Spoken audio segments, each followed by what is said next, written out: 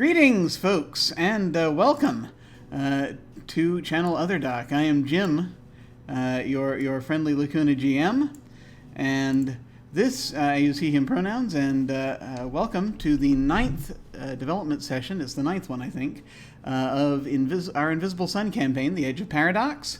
Invisible Sun is a surreal slice-of-life game by Monte Cook Games. We are integrating the directed campaign, but most of this game happens spontaneously. We're going to go ahead and go around and introduce folks. We have a guest today. We're going to introduce those. It's a very, very small thing. That's usually what's a very, very small cast. It's typically for, this is a development session, so this is more sort of things happening in between other bigger things. But we shall start with Anino. Hello. Hey, everyone. How's it going? My name's Anino, and I play Mac the Husk, an itinerant enthusiastic of the Order of the Goetica who provides a vessel for spirits. Hey, I did that without referencing my character sheet. Yay! It's only been a year. It's only been about a year. Excellent. Oh my God, has it been a year? I don't think it's been a whole year yet, but we're closing in on it. Getting there. Yeah. Oh man. And now for our first time on this channel, let us say hello to Anniek. Hello. Hello, my name is Anniek, and I am going to reference my character sheet for this, because I haven't been doing this for a year. I will be playing Elitris Aya, who is an effervescent gallant of the Order of Weavers who revels in beauty. Awesome. I work in the changery. Yes. It is a... We've only heard certain things, and now perhaps there's more to discover. We shall see. But before we get into all that, just as a reminder, like we do with most games on this channel, we're going to be using the X card, the N card, and the O card. So if we hit something that's crossing a line for one of us, any of us can type an X in the Zoom video chat or anywhere else, or make an X symbol, and we'll back up and do something else. If something happens that we're okay having in the game, but we don't want a graphic description of it, we can type an N in the Zoom chat, and we'll fade to black on it or put it behind a veil, so it'll be there, but we won't go into detail. Finally, if we're exploring a topic or an area of roleplay that's particularly intense for us, but we want to keep going anyway, we can put an O in the chat to let us know we're okay and that we're all good to keep piling on the drama. Something else we can do is put an O with a question mark after it when we're moving into a difficult topic, or if we say or we do something and then think, maybe that might have been a little too much. Then everyone else can respond to that again with an X, an N, or an O to let us know if we're still doing okay. So,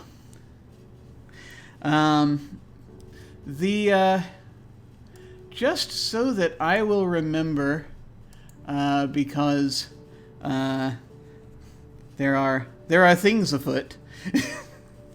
Anniek, can you remind me of what Elitris's arc is, just so that I can remember what you're looking for? Okay. Yes. And you're looking like at the first couple of steps of that, right? I think it was a while ago, but I think I was around the gather materialness. Okay. But very much at the start of gather materials. Okay. But you already kind of know what kinds of materials you're going to be looking for? I do, yes. Okay, good. Excellent. So I think the way that I wanted to approach this today was I'm going to kind of find out a little bit first about what Mac is looking into in the course of some things, because we actually there are things happening, and then I'm going to and then things will happen. I'm going to come over and ask a question, but I need Mac to pick out one or two things for me so that I will know sort of what the direction of the other things are. The thing that Mac is working on right now is that he needs a written letter of sponsorship from a level 5 or higher spirit in order to advance to this next level in the order. So, okay. So who are you? Have you decided if there's a particular spirit you're going to try to get that from? Yes. I think it's going to have to be the hunt, because I don't really have any other spirit relationships Okay. of that high level.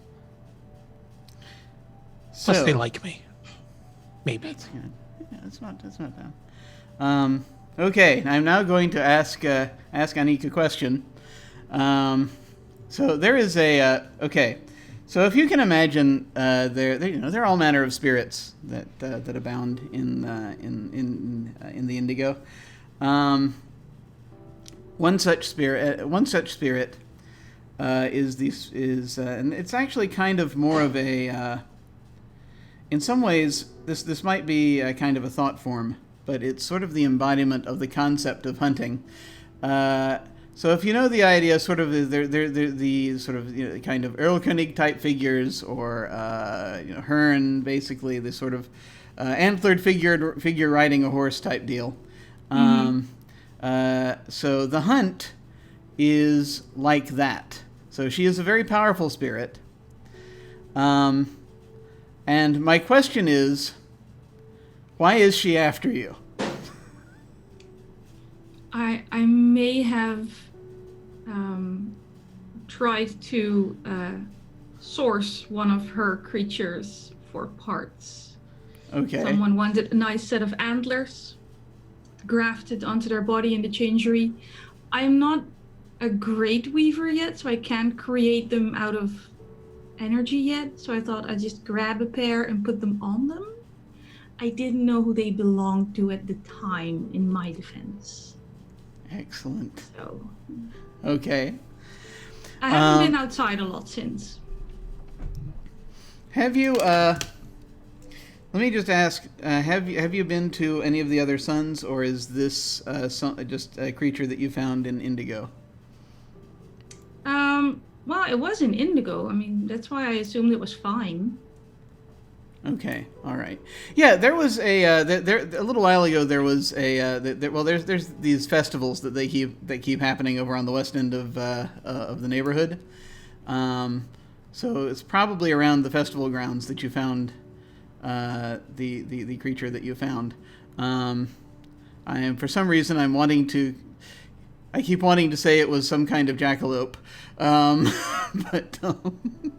Fun. That is what I was roughly picturing. Yes, Yeah. but more of a glowy, see-through version. Yeah, and ordinarily, but this was a solid creature. This wasn't a spirit in and of itself.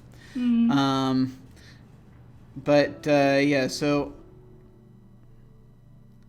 it was a kind of an odd exchange that happened. I don't think you actually necessarily did anything to harm the creature per se. There is, because in this, it just was, you were able to get the antlers from it. I just needed the antlers. Yeah. We had a chat, we had an agreement. Yeah. They may not remember all of it.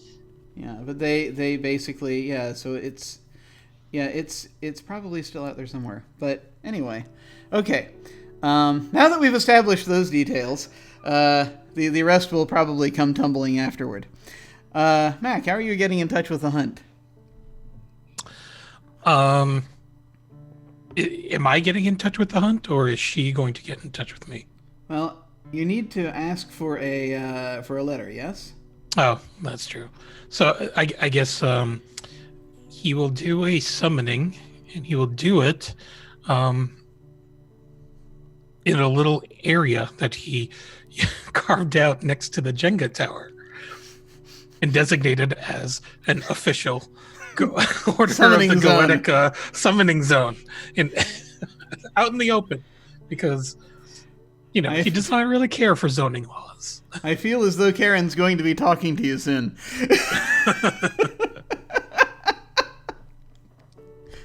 It's coming. Oh God, it's coming. Okay. I'm going to, as is our wont in things of this nature, I'm going to turn a card over. And I will see where we are. Okay. So, go ahead and move that up there. The card that I have turned over is the Lost Star, which its meanings are good or bad luck, great distance, great age, great value. We gaze into the night and we see the stars shining back down on us. We wonder what they really are, but that's a secret for another time. Stars represent a higher world where everything is magnified. Everything having to do with the stars is far greater than it would be in our world. Love burns brighter, gems sparkle more beautifully, and children sing more sweetly. At nighttime, disasters are more calamitous, anger seethes more deeply, and armies wage wars for longer. In divination, the Lost Star offers good or bad fortune determined by the card turned after it on the path, which we don't have the path today, so we don't have to worry too much about that, but we'll see. Whatever this card suggests, it is epic in scale. Something important to the person in question is a very long way away, very old, or very valuable. The Lost Star amplifies any other results determined by other cards. Okay. All right. So that's what we're kind of operating under right here. And I am going to... Yeah, let me actually open one or two other things just so that I have them ready. Excellent. Okay. All right.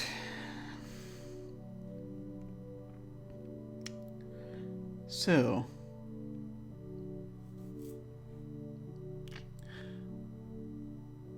you perform this summoning, and you hear her before you see her. She will come trotting up.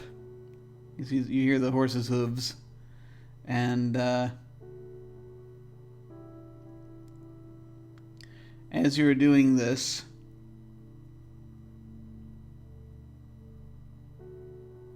you see her trot into the you can hear it, and then you don't. She becomes visible when she trots into the circle. She looks and she hops down. She will move toward the edge of the circle, looking at you.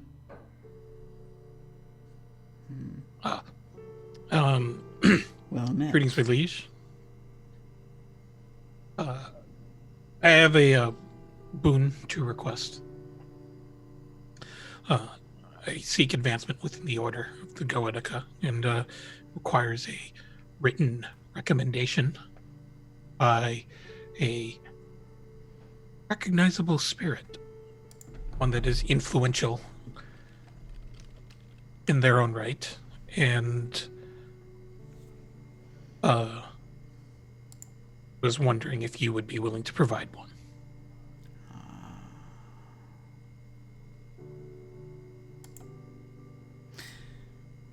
I may. There is something I would ask of you that I might, as this is a very serious advancement for you and requires certain responsibility.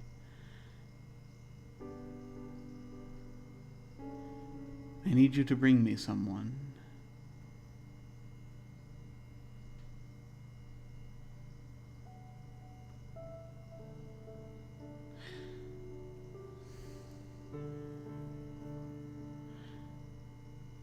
I need you to bring to me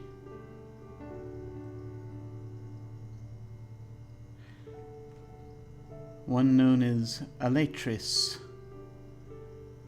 and what she has taken.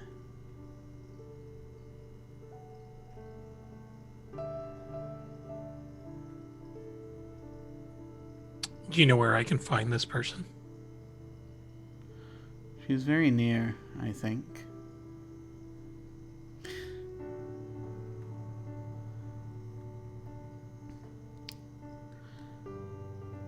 But I ask that you bring her to me at the Celestial Stair.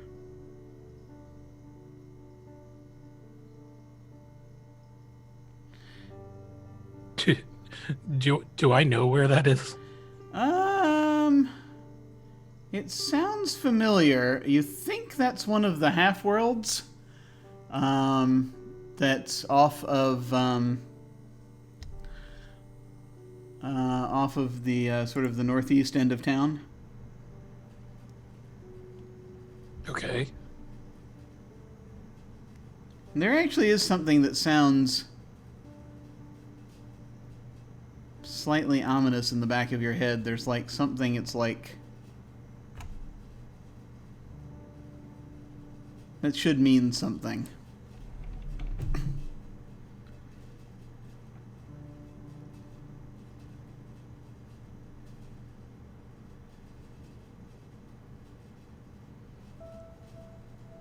Okay.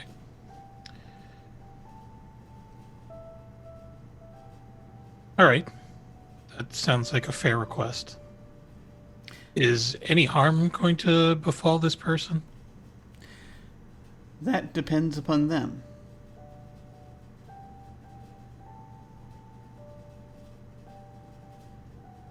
Very well. Just going to mutter to himself, I don't think this is going to be very easy.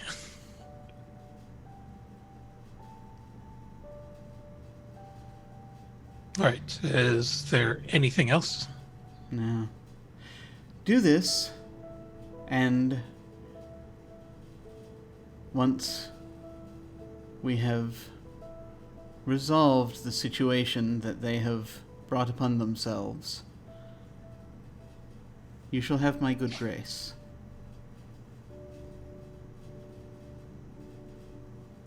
Very well.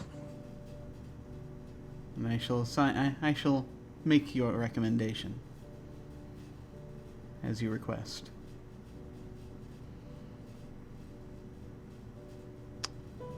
That is very fair of you.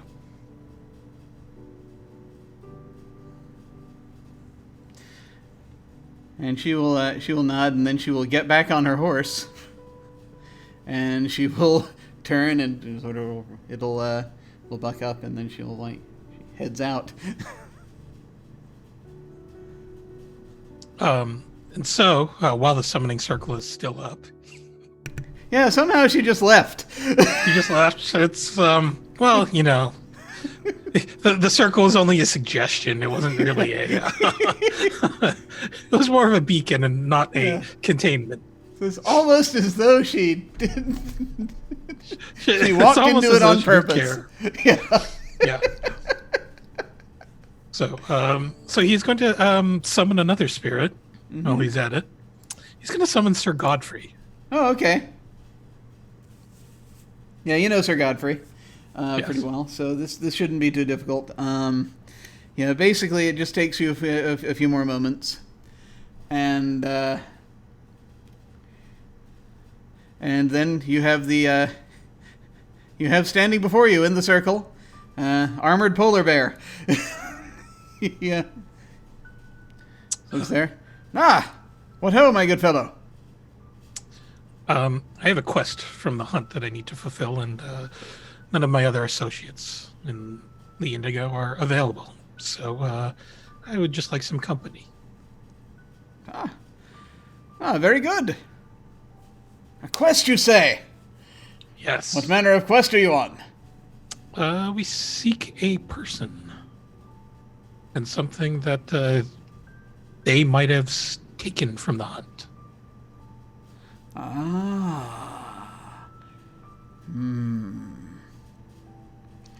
quest of recovery. Yes. And we're supposed to bring them to the Celestial Stair. Oh. Oh, this is quite serious indeed. Wait, what? Why is it serious? Well, if she wants to be brought to the Celestial Stair, then There is, I would wager, a secondary hunt coming. Oh. Oh. Certain things can only be done there. Well, I guess this is going to be an adventure. Ah, I certainly hope so, my friend. And he'll stand up, and he's actually going to hold this Testament of Sons because he wants everyone to see that he's being accompanied by a giant armored polar bear. Sure, absolutely. Yeah, everyone sees him lumbering along beside you.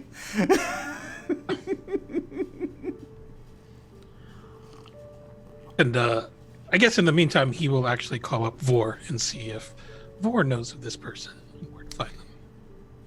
Well, Vor is not answering right now. You think that she might actually have, from what you are guessing when you try to call on her, it seems that she might be in the gray right now. Oh. So, yeah.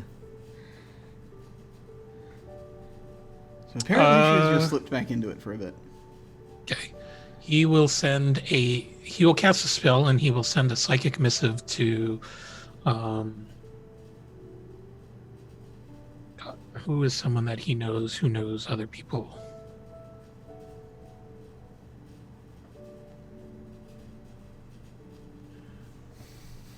He'll send a message to Charles Abernathy. Awesome. That guy's a mover and a shaker. Yeah.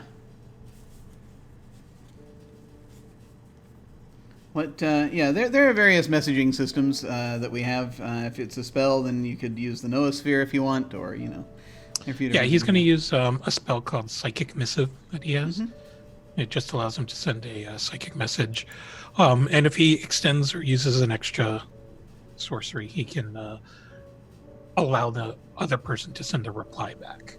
Okay, cool. And what are you asking Charles? He's just going to ask Charles to meet him at the outside the Order of the Goetica building and ask him there. Okay. At the so are you going to the hostel, or are you going to, or are we actually going to like one of the other places in one of like the official big place in Saturnine? Yeah, the name escapes me, but it's the actual cathedral that the Order of the Goetica arrange. Okay, yeah, sure. We can set that up. DTDT. All right. So you get the one way and then one way message back. Yeah, you'll get a message back. Can do. All right. And so he'll just head there, maybe making small talk with Sir Godfrey. Yeah. I will say that, as this is going, okay, so before we get too far in, because I'm suddenly remembering some things, you probably... I would say it would not be unusual if you had for you to have, as you're sort of thinking it over, that you have probably heard of Elatris. Okay. Probably through Vor before. So you know that she works in the Changery, and that she's basically also like one of Vor's close neighbors. She's like on the other side of the dice alley. Oh.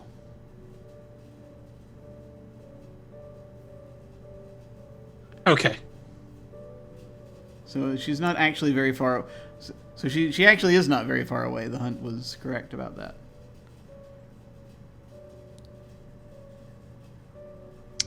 Okay. All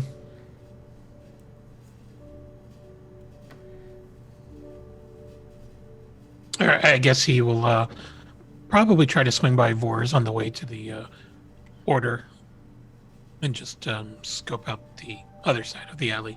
I don't think he's ever actually been on the other side. So yeah, you go past, you have the House of Cards, and then you have what is essentially a sort of a, it's kind of, some folks call it an atrium building. It's a, it looks like part of an office block, but it's not, it's just like a sliver of it. Big sort of brownstone building with a big archway. That's basically this is the building on the other side that forms the alley, essentially. And you see a little sign outside that this apparently leads to the this is a way to remotely access the changeries.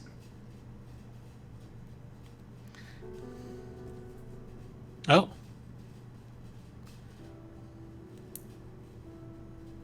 All right. I don't think I've ever been to the Changery, Sir Godfrey. Yes. Many a folk they are not happy with what they are given and wish to alter themselves to some will say better reflect who they are inside. No. Well, I guess it's all well and good that I'm empty inside.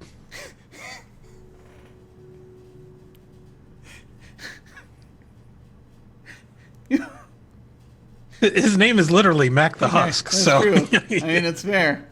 I mean, you know. It's on the nose. It's on the nose. All right. Well, I suppose we can just pass through here. I'm sure that there are a lot of people who know people, and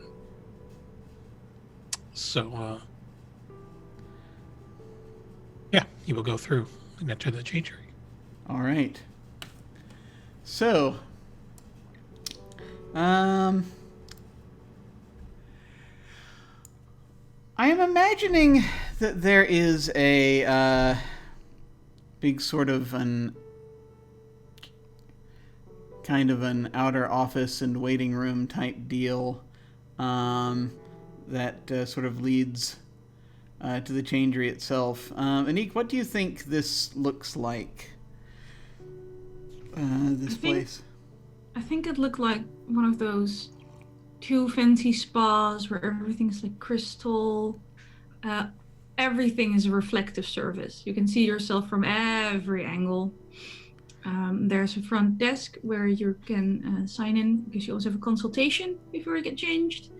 And one of the walls is nothing but writing on the mirror that's just the price list.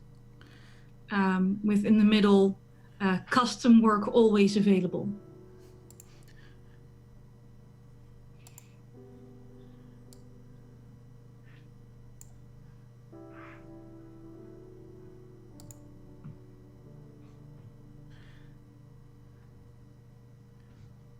And so there's a there is someone sitting, just in a sitting behind the desk. It's just basically sort of a dude with a vest with shiny brass buttons. Oh. Good day. My name is Mac. I'm looking for someone. Oh yes. Looking for an Elytris? Oh, yeah, let me see. I think she's about to be free. We might be able to squeeze you in if you, do you have an appointment? I do not. Sort of looks. She's gonna have yes, it looks like she does have an opening within about the next, probably within about the next 20 minutes or so. All right, I suppose we'll wait. I've never really done and then aside to Sir Godfrey, I've never really done the bounty hunting thing before, so. And so the person, all right, very good. Is this for you or your friend? He says, looking. Oh no, this is for me. Oh, okay, very good. And sort of writing down. And are you comfortable saying what you'd like to have altered? No, I am not. Okay, no, that's all right. It's perfectly understandable. Some folks are only comfortable just basically directly telling their sculptors. And there is a deposit, but if you're just going in for not if you're just going in for a consultation, but just so you'll know that if you decide then to proceed to the full treatment, there will be a deposit you'll have to make just as a down payment before the procedure actually begins. Oh, okay. Well, we'll just start with the consultation. All right. Very good. Very good. Okay. Name? Mac. Mac. All right. All right, we got you in. Just feel free to take a seat. We have magazines and we have I think we may have some hors d'oeuvres still over there if you would like any. Oh no, I already ate. Okay. So, what is Elytris working on right now? I'm trying to graft a crystal hand onto someone who already has a glass hand. And right now it's just a finicky last part where they have to match just right, even though they're completely different material. So I'm checking fingerprints, like folds in the skin. Everything has to be just right. Just right. Elegance. Absolute elegance and perfection. It's the only option.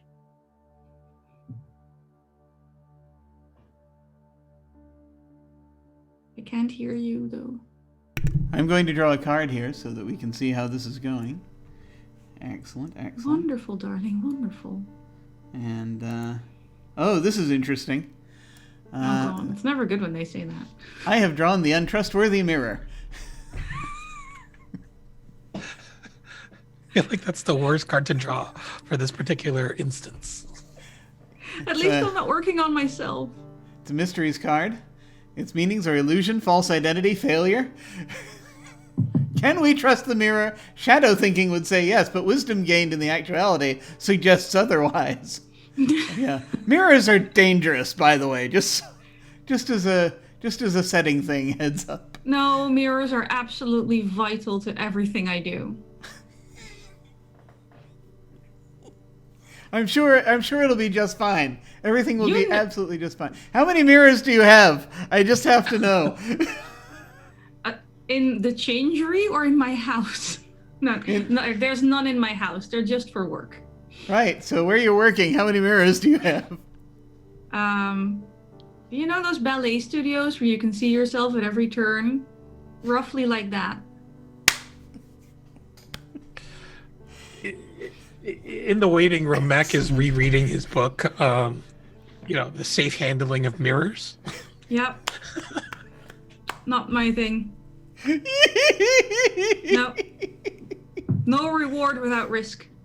Yeah, it's a book about actually kind of it's like how to it reads kind of like a book on it. It's got infection protocols in there. Okay. And part of it then reads about how to hunt and trap mirrors. You may want to review that chapter. And then it's got, just sort of these things that some folks will call dark practices toward the end, where it talks about things that people are trying to do safely with mirrors. I find dark practices to be so judgmental. Is it though? I mean, intent surely matters, right? Of course. Of course. Such judgment. Oh, this is going to go great. Yeah, absolutely. Yeah, just collect a bounty, why don't you? So the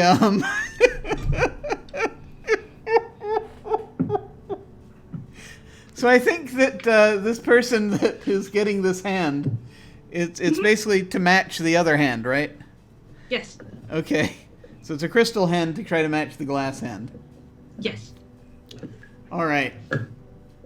So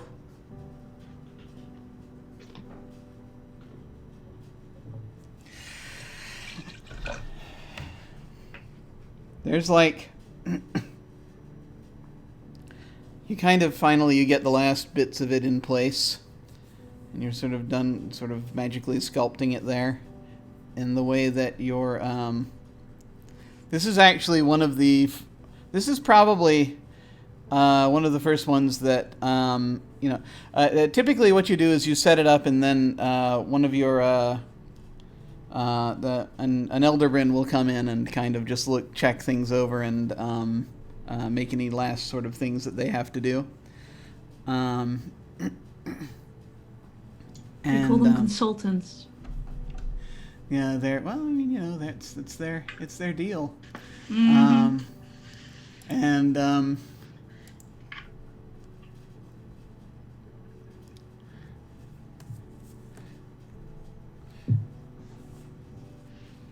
I think that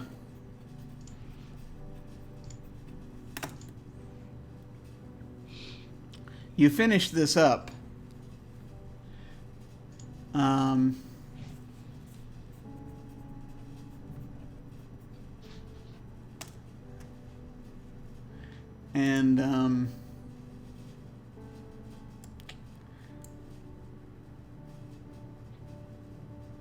As you do so,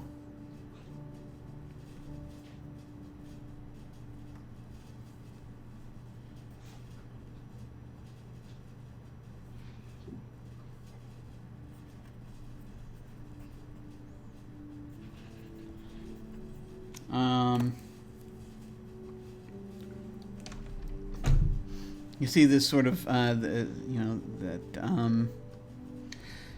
Mr. Ryabnik comes in, who is basically he has this sort of permanently waving, sort of curled up hair that sort of comes through. He's kind of pale. He has a long sort of goblin-esque nose.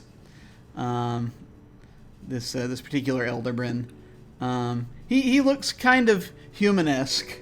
But it's sort of more as if someone tried to mold a gentleman out of clay. Well, if we're honest, Electrus doesn't look that human anymore either. So Yeah, I mean, where's the line, really? Where's the line, right? I mean, what makes a human a human? The main difference with Elderbryn is they can shapeshift. Yeah, I know. I have to pay for that. And he is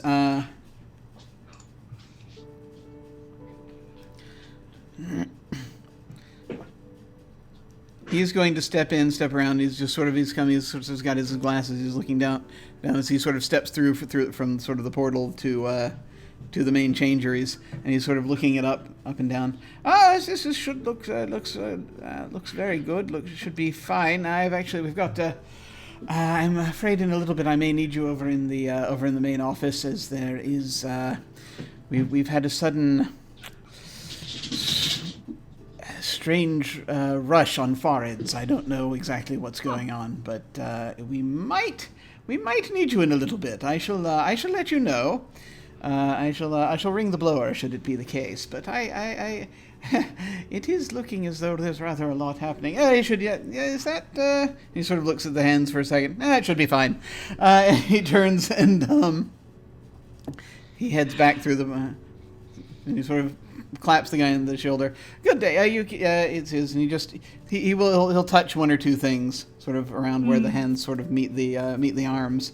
And like, there. Our poor patient is screaming. Yeah, he's like.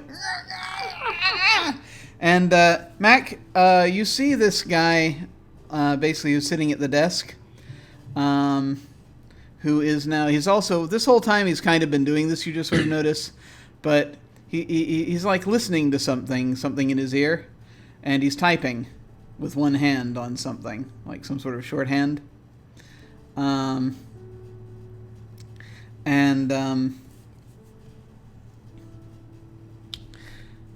When the screaming stops, the typing does also. But you sort of hear very faintly this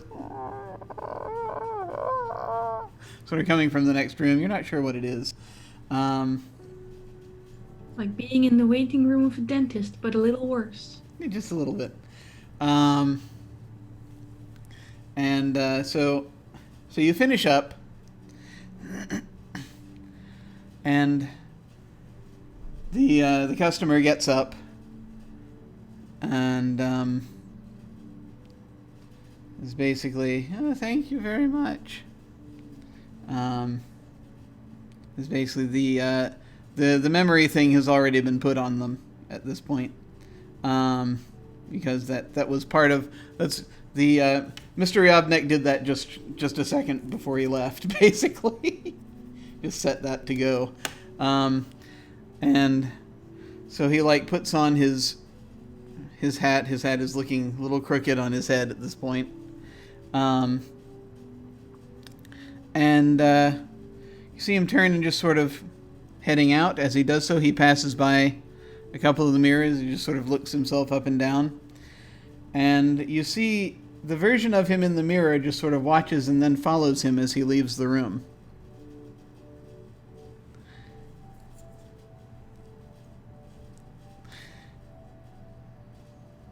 I really don't think this is safe. What do you mean? It's just all these mirrors. Godfrey is just sort of looking at this magazine. Oh, it's apparently apparently there are many deep arts of Ravelry that this talks about. I didn't realize there were so many different kinds of yarn. Are you looking to take up a new hobby, Sir Godfrey? Not at all. We're just waiting here. What was that about mirrors? You see two people that look identical come out of the changery. They're just sort of, well, the one in front's just kind of stumbling around. The one behind is just sort of patiently following him up. A guy with two glass hands, and they just the one behind just sort of smiles, almost impossibly wide, tips his hat, and then the two of them leave.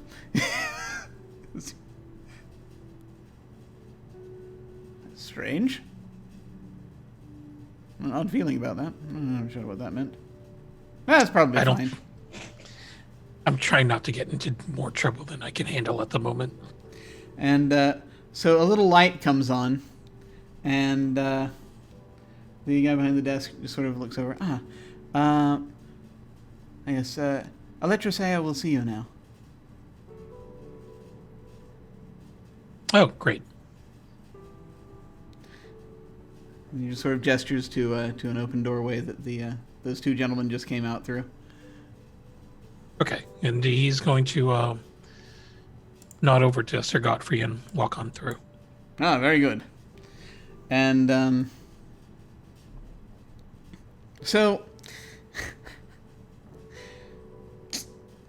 you're going to go into this this sort of area. First off, I think. So Anniek, let us. What is this? What does this room look like that they're entering, and who? What is it that they see when they enter, and who is it that they see when they enter? Well, what they see is a fairly spacious room with a cross between a workbench and an operating table that's somehow shrouded in different colors of smoke. There's just cabinets all over the walls, and they're all closed and locked individually. Some of them might be shaking a little, some of them might be hopping around a little, some of them are chained to little sections of the floor so they stay put. And in the middle of this is a fairly tall, probably human, but they have, I should say, because you can't really tell if it's a boy or a girl anymore. They have really nice butterfly wings. You can't see their eyes because they're back to you, but you can tell they're wearing like a jumpsuit, and all the skin that is exposed is, I think it's best to describe it as freakishly smooth, like someone photoshopped just that little bit too much, just into the territory of Uncanny Valley.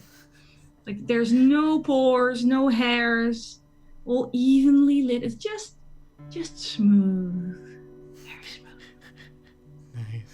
Currently, no hair. Cool. I will say that that Elytris, you did receive notice just a moment ago that you have one person a consultation waiting. So they're not, apparently they're not having work done today, but they wanted a consultation. So, Anino, if you could I'll be grabbing my ledger then to make a new section on new potential patron. And Anino, can you describe what for Anniek what Mac looks like? Yeah, so Mac actually looks pretty vanilla compared to a lot of other people in Saturnine. He's just wearing a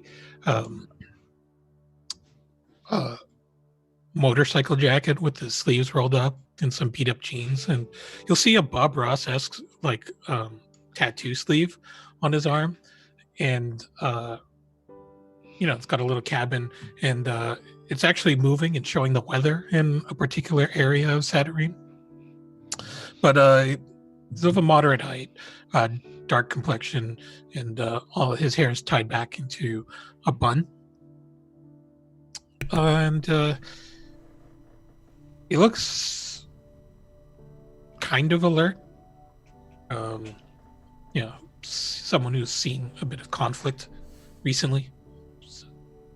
Elytris has the perfect service industry smile and the dead eyes that come with service industry. I should point out that coming in behind him is a tall, very, walking upright on its hind legs is a polar bear clad in armor. Oh, no, I'm sorry. One person at a time. We have strict confidentiality agreements. Oh, it's okay. He's my emotional support knight. Do you have a waiver? I do, but I'm sorry. Are you Elytris? Yes, I am. Okay. My compliments on your airbrushing. My name is Mac. Thank you. And took forever. I know. You're very skilled. So I'm here on behalf of an associate of mine by the name of The Hunt. And Elytris is just writing this down like this is the start of your consultation. Yeah. So your name was again? My name is Mac. Mac, right. Wow, you have so much to work with, Mac. Where do you want to get started? Wow.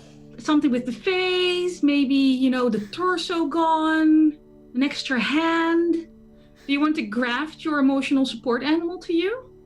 That takes a while, but we can do it bit by bit.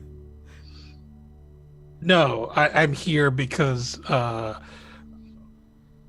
Hunt bade me to find you. She believes that you have something of hers, and she would like it back, as well as to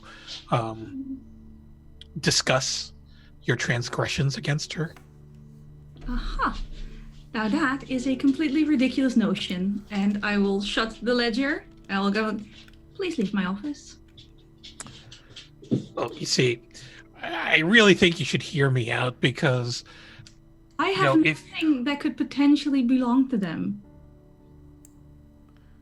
That's not true. Sir Godfrey, do your uncanny senses sense something here that might belong or be associated with the Hunt? I'm going to draw a card. Did I already put it on someone, or didn't I? That is an excellent question. Those horns might be halfway through Saturnine by now. Oh dear.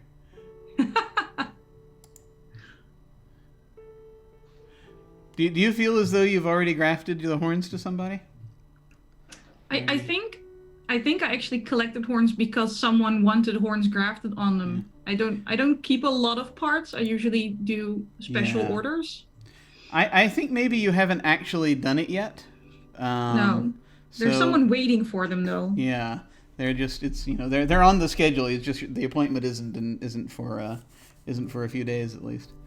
It's a level 5 change, so it takes it takes almost a full day to put them on, so I imagine I'd have to have just the right gap in my schedule. So pencil them in. Yeah, absolutely. So the card that I've drawn is the Devil. This is the This is the nemesis of secrets. Hmm. Temptation, lies, charm, persuasion, words. The nemesis of secrets is the prince of lies. The devil, of course, there are many devils. Their commonality is their need to corrupt the world around them. Charming, sexy liars that seek to draw mortals into their own evil. Devils don't kill, they talk. They don't destroy, they tempt. The term devil stands apart from demon in that way. A demon is typically a relatively unintelligent engine of violence and destruction. Devils are far more insidious. I feel a kinship with devils. In divination, it's most often a sign of danger, but its interpretation can focus more on the devil's tools than his aims, charm, persuasion, and honeyed words. But beware the insincerity of such things and the lies they conceal. In a more straightforward reading, the card represents a lure of seduction. Either literally or figuratively in the seduction of evil. Making easy choices can be seductive, but that way lies real danger. Okay. I'm not sure when Anino notices, Mac notices the mirrors, by the way, but there's also a number of mirrors in this one. I think this is the time. Because at this point, Godfrey's just going to slowly look around. No.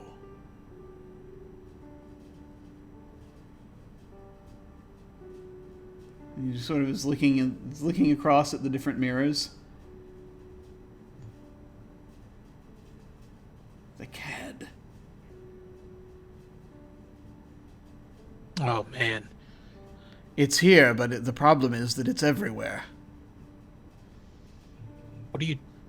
What's here? Your emotional support animal is talking nonsense, and I'm going to request you again to leave my office. Could you please clarify? Could you leave? The mirrors. It's somewhere. There is a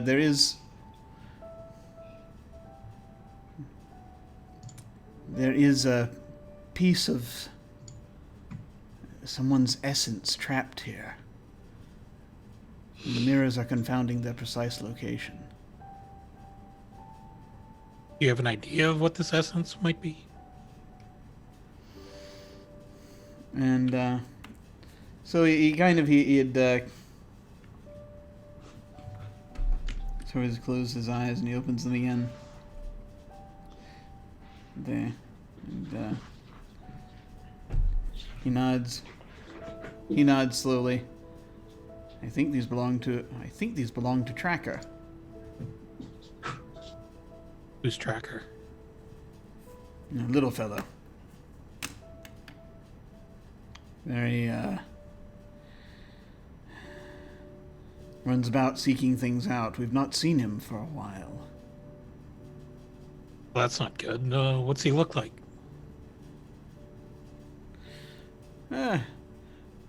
A wee furry fellow with horns. Jumps very high. Like some sort of jackalope? The term is not familiar to me, but it is, that sounds right. Did you hunt a jackalope?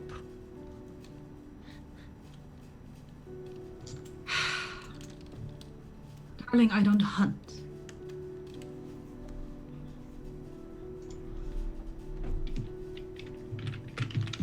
No, but this polar bear's senses are pretty good. So, if you harmed a subject of the hunts, I didn't harm. Well, I can't say I didn't harm anyone. I didn't harm anyone in the sense that I didn't do anything they didn't consent to, whether or not they remember afterward. I have paperwork. Oh, hello. Hey, Jillian, thank you for the raid.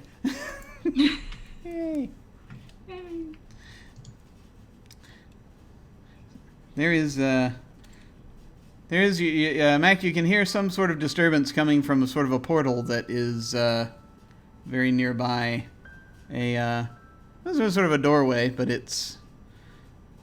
you can hear sort of, distant music drifting in, like some people are playing, like, violins or something. And it sounds like someone is coming. Oh. So I'm going to ask again because I really don't like to for this to devolve into violence. Well, neither would I. Okay, so I'm going to ask you to return the item that you questionably obtained and accompany me to the Celestial Stair to sort this out with my employer. Would I know that the Celestial Stair is a bad thing? I don't know. It's hard to say whether it's a bad thing or not. It's a, how familiar do you think you are with the half-worlds that are up, kind of in, let me take a second to open the actual map in front of me so that I will have because I want to open the map of Saturnine so that I can actually look at it and have the items in front of me that I need for this exchange. So we will click on this thing, we will click on this thing, we will click on this other thing, and let's see, City of Saturnine, here we go.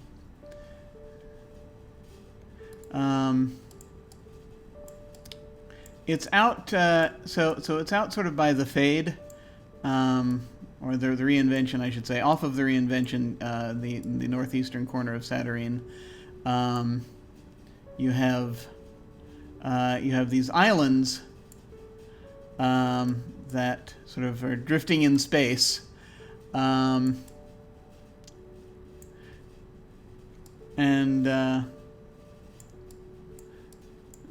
out beyond them you have basically these half-worlds that are different realities, essentially. And they're, so they're not like big enough to merit their own suns per se. But they're different realms. And the Celestial Stair, such as we're calling it, which is a thing that appears in a number of different worlds, in world's lore, is there. It's apparently one of those.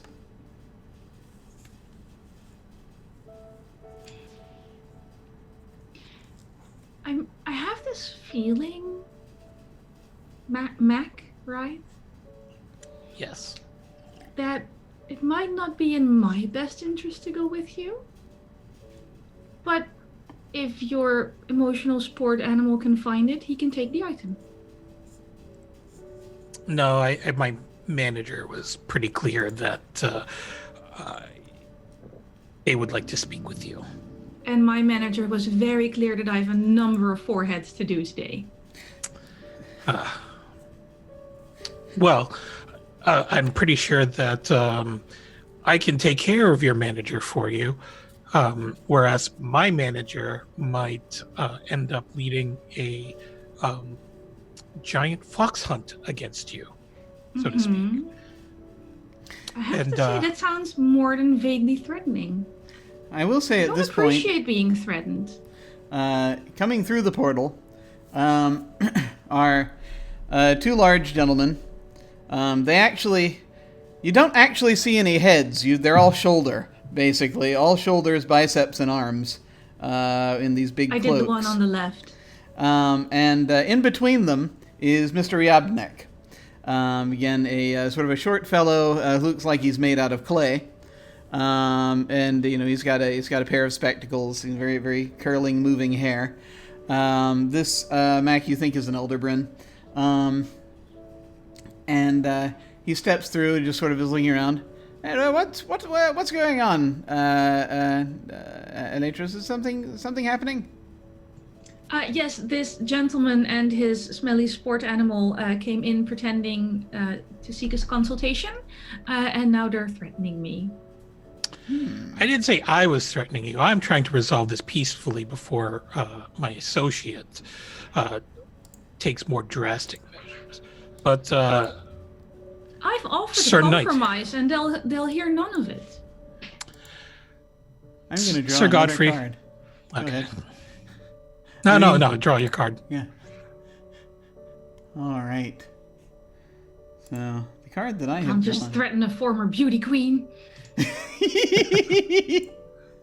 I have drawn the mysterious rune. Magic, mystery, wordless communication. Words are spells, spells are words, runes encode words. They hide them in plain sight, store them. If you can decipher the rune, you gain its meaning and thus its power. Those who scribe a rune, or even those who hold the book or other object, the rune marks, are its masters. Okay.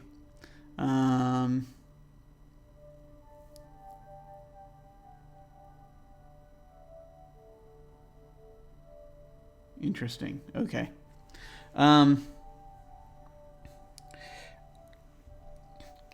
So Mr. Anniek looks over and he's like, "Oh, good Lord, is that Godfrey?" And Godfrey will look over and be like, "Oh, you have changed. Yes, we do that. I see. How is she's fine. She's fine. You're here on some sort of errand, aren't you? Well, not I." He sort of looks down at Mac. Oh dear. There seems to be. There's something. And he looks around. Oh wait, are the mirrors fritzing again? No. They're doing what they always do. Right. Well, we have to keep of what they always do. Well, remember, we're in Indigo here. We have to keep track of how many there are at any given point. And he just sort of touches the gentleman on the left. Count the mirrors again, would you? And can I just sort of slide one of my mirrors behind me? Oh yeah, sure. So it doesn't get counted. And Mr. Anniek will turn to Mac. What is this about then? I'm here on behalf of the Hunt. The Hunt has paid me to find Eletris and the contraband that she had taken from one of her subjects, and asked me to bring her to the Celestial Stairs to resolve the matter peacefully. Oh, well, we don't really deal in contraband as such. Everything that is removed from a person, they usually want removed. Are you quite sure? I don't really question the Hunt. The woman knows what she's doing. I just roll my eyes at him when he says that. Unquestioning errand boys are the worst. But Sir Godfrey, if you don't mind, do you think you can locate the essence of tracker that you are sensing in one of these bustling cabinetry? So Godfrey is going to look around and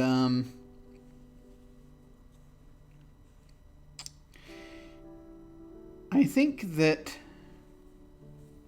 and they're and the one of the muscled beings is looking around. One of the muscle forms is looking around, trying to just count the mirrors, and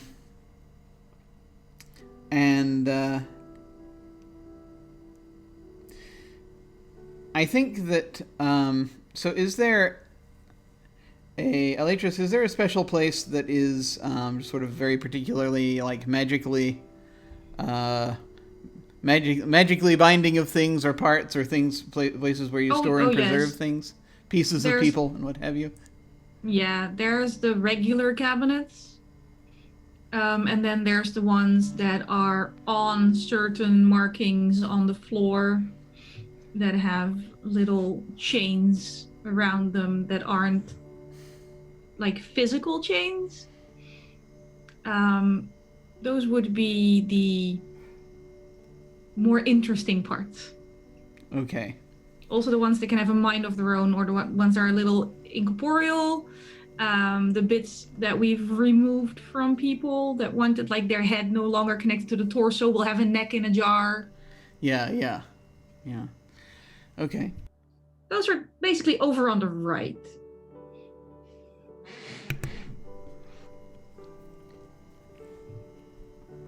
So Godfrey's kind of over on the right hand side, and he's looking, and there are a lot of different things that he's sort of like he's got it kind of narrowed down to one of these special containers. But he's not quite sure what's which is he's not quite sure which is which. They're labeled with like numbers that correspond to the filing cabinets I have for documentation. Mac is just going to help Godfrey start opening up some of these containers and peering inside. Look, you can't. Those belong to other people. There are rules and privacy. I'm just going to gesture and Boss go, they can't go around touching everything. Well, things will be contaminated.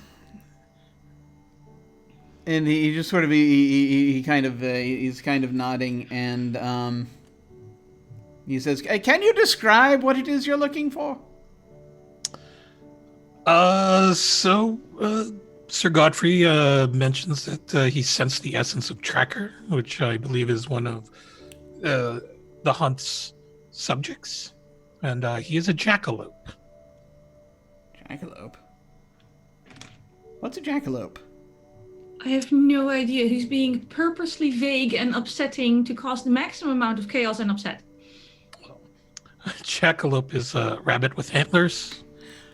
Ah! Have we had a rabbit with antlers come in? No, I sourced some antlers locally.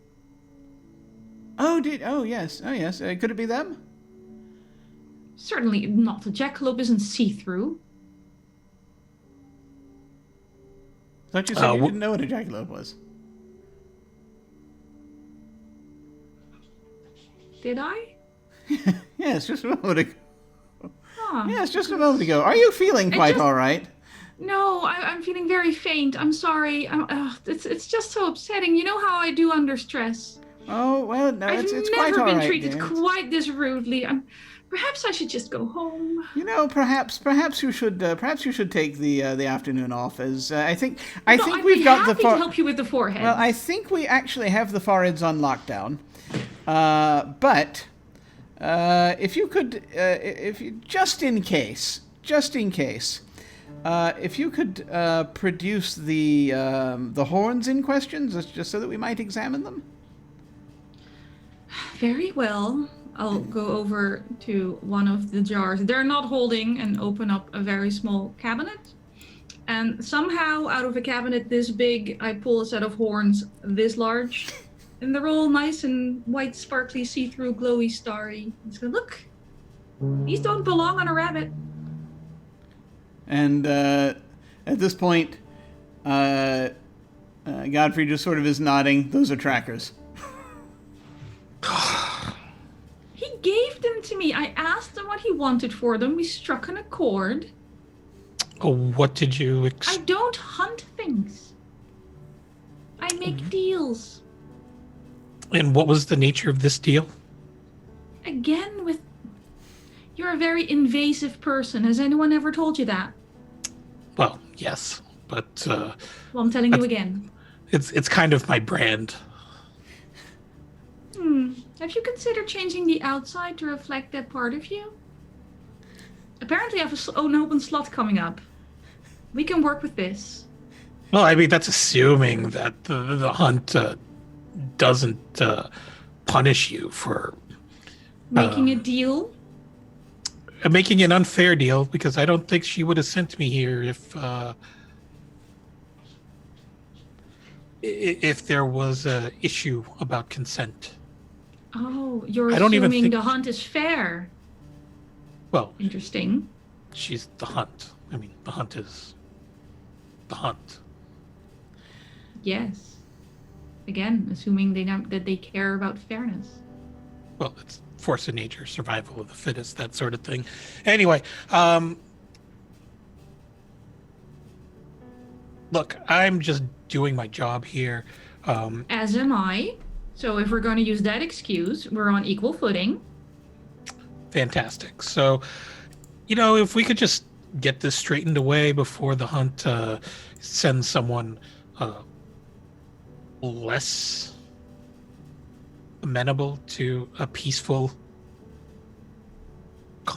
resolution to this conflict. I think delivering me isn't necessarily a peaceful end for me, if I'm assuming correctly about your... Oh, what was the term again? The hunt? No, I'm trying to be insulting without being so insulting I upset my boss who is still in the room with me. Oh, well, I mean, if you don't come with me, I'm pretty sure the hunt is going to make me take it up with your manager, too. Are you familiar with the hunt, Mr. I'm sorry, what's your name again? Djinnaya. I am, and I should rather prefer that she not come traipsing through here. This really is a bit of bother. Who do we have? Do you have that part earmarked for a client? I do. They're coming in a few days. Do you happen to know? They asked for ethereal yet earthy. Do you happen to know off the top of your head which client it is? I work with numbers. It's 1407. 1407. And he opens a little booklet, and he stops. He looks at it. 1407. You're quite sure? Oh yes, very. Ah. Right, well, it was going to be my first personal horn draft. This rather puts us in a rather difficult position, as clearly these are important to the hunt, but these are also important to 1407.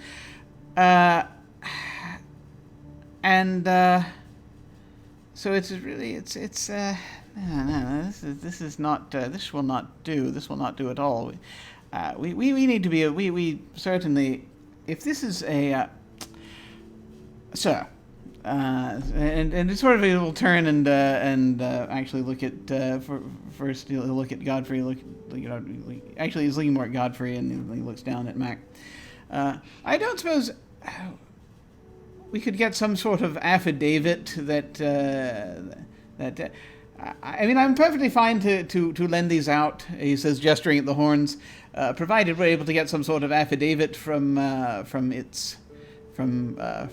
hunt, or from this tracker fellow, that these are indeed the ones that we're looking for. But we shall need some sort of a paper trail, you see, as the trouble is the one. He just sort of looks around, and he goes up to Godfrey, and he just sort of gestures. Godfrey leans down, and he whispers something in his ear. Godfrey stands up. Really? Oh yes.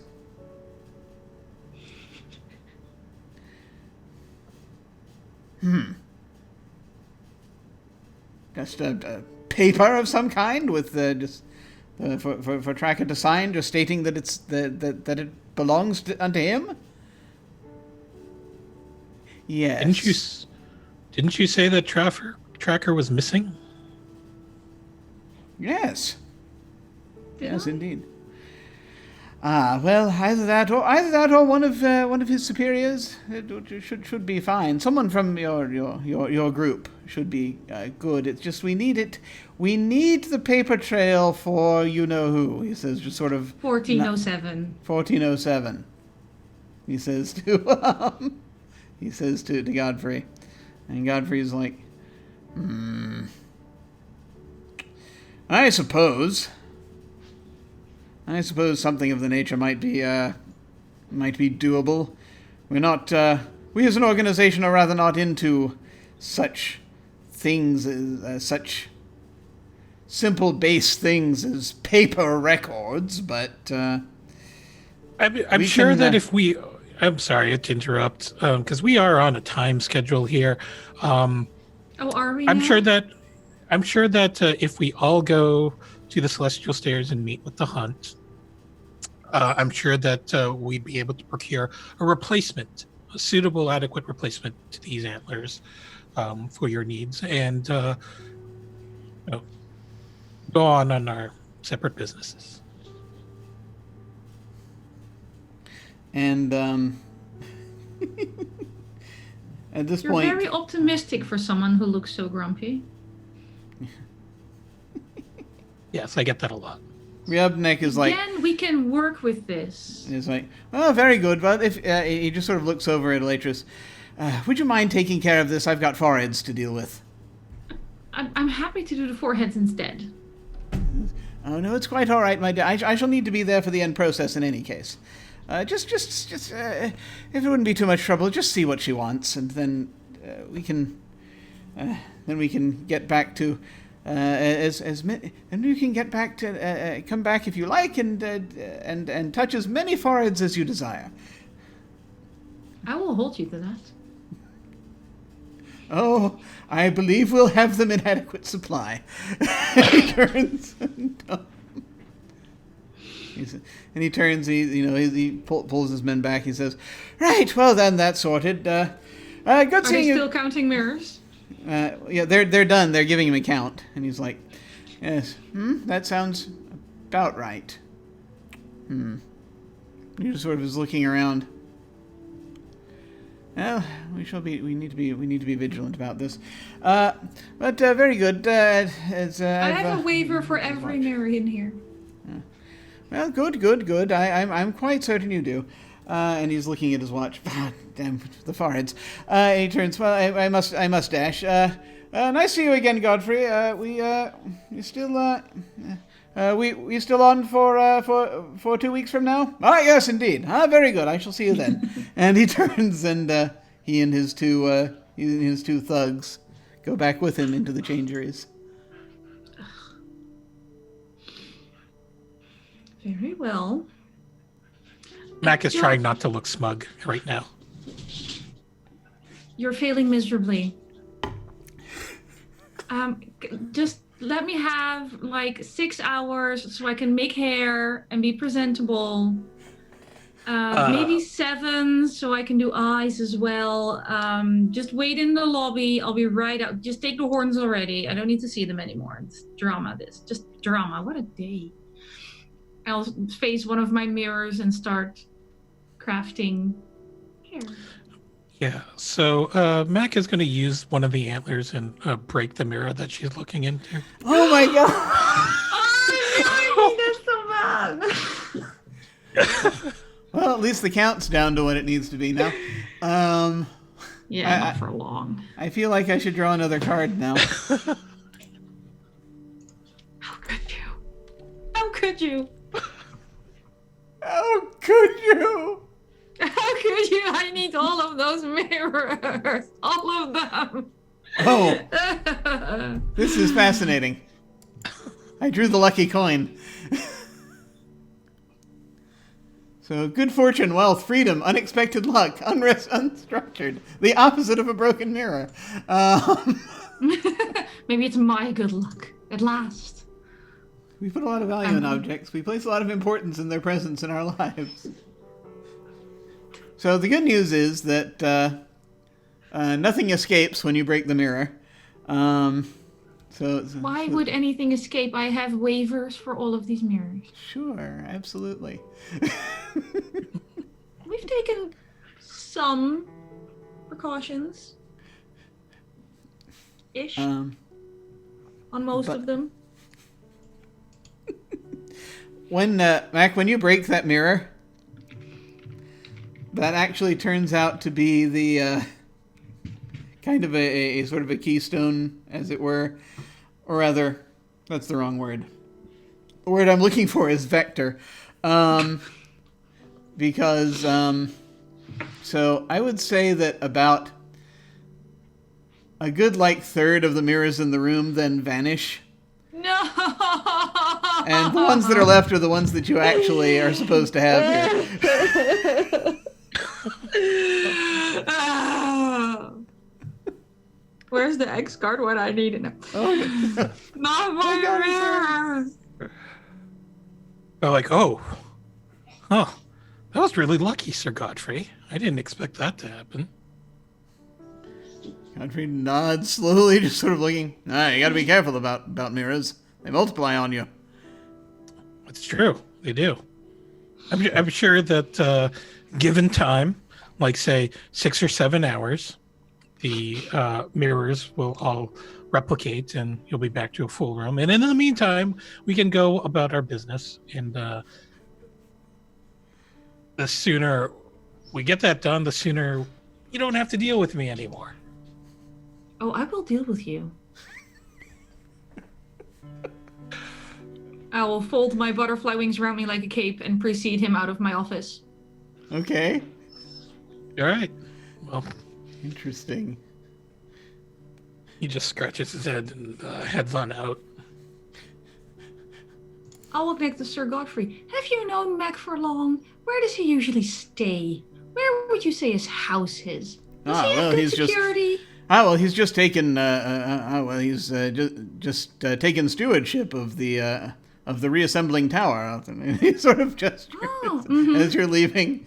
Taking and you notes. You see as you're heading out. Notes. Yeah, there's this tower that actually you've been kind of curious about in the past because it's this tower that is constantly sort of changing. It's basically blocks move from the lower part, apartments from the tower move and come out, sort of like these big blocks that move from the lower portion and up to the higher portion. It is constantly sort of shifting, and you'd heard, because you work with Elderbryn all day, so you hear these legends, basically, about that this is similar to the castle that Her Elegance sometimes stays in. Her Elegance being sort of a deity, almost like a deity over in the gold. Apparently it has something to do with, there is within that model a, apparently, and this is just sort of a rumor / legend thing, a pattern for the essence of change itself. There's like apparently a very deep kind of secret buried in that model, and it's not an exact replica. This tower, the one that's very nearby, but it's a descendant of that. So it's like you've always been kind of curious about it. Unfortunately, the foreman who had inhabited it is kind of a grumpy fellow and is not generally patient with people. That sounds like Mac as well. And I know, right? They're good friends, I'm sure. And so you haven't really been able to. The foreman has, and you know, the foreman kept insisting the apartments are private, and no one who's not allowed in them should be allowed. So he couldn't let you into any of them to show you what they were like. I may have to redouble my efforts. But apparently, Mac is now, from what Godfrey has just told you, Mac is now in charge of that tower. Thanks so much, buddy. Oh, you're quite welcome, my friend. Such an interesting tidbit about you, Mac. Wonderful. I have the feeling I'm going to be learning a lot more about you in the near future. Yes, well, not unless you sign a lease. Oh, there are other ways. There is also a possibility, and I'm going to leave this up to you folks. There is a possibility, Elytris, you might have heard of Mac before a little bit just through Vor, since she and Mac apparently had this partner in crime thing going on, but that's up to you. I'm sure Vor was so complimentary about Mac, I in no way made the link between the oaf in front of me and what Vor told me. He's just rude, you know? All right. So, are we proceeding to the celestial stairs? To the celestial stair. While my room repopulates, yes. All right. Yeah, you can. There's this section in the careful handling of mirrors that basically that someone I think once came and consulted with you about, where there's this method that it's kind of like growing crystals, where you just sort of you set them out. You just have to get them under a good sort of sun lamp type deal, under the right light, and then that helps them regrow a lot more easily. Probably swept a few of the shards into like just close enough that they can like propagate nicely while I'm gone under one of the mirror bits. Yeah, near the smoke. That'll be that's a good spot for it to take hold. It's a good thing the muscle doesn't know how to count. Yeah, I know. They don't have heads. I just don't understand why Ryabnik keeps asking them to do that. They try their best. Bless their hearts. Yeah. I mean, he's a good boss. But as you, yeah, he's okay.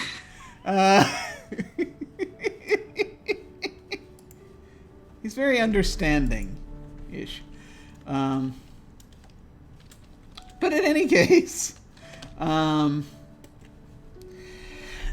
you, so you have to once again head out of the, head out through the gate to the hollows, and you can, if you wish, take a tram up to the reinvention.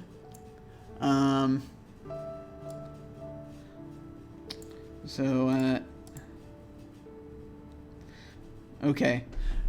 So what we're gonna do actually is, if you folks are okay with this, would it be all right if we take like just a quick 5-minute break, and then we will deal with the celestial stare.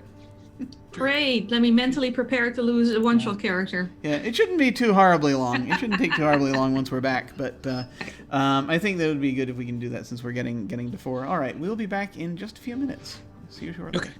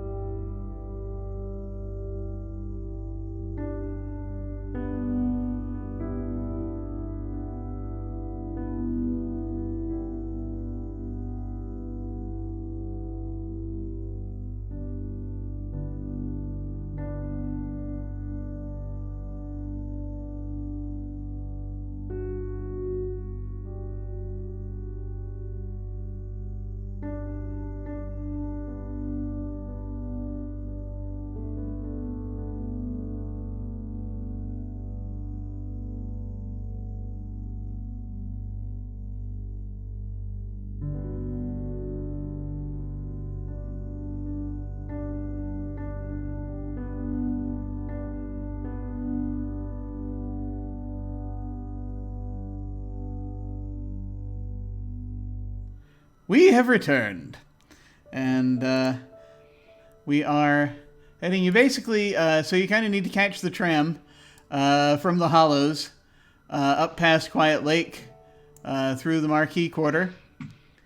And then it takes you up a street called the Spine, right through the Reinvention, where you can see off in the distance the Gamrose Tower and the Calmera House way on your left, the far Pyramid Theater way off on your right. Eventually you come to sort of this pier area and out in these islands out over the void of the Fade, and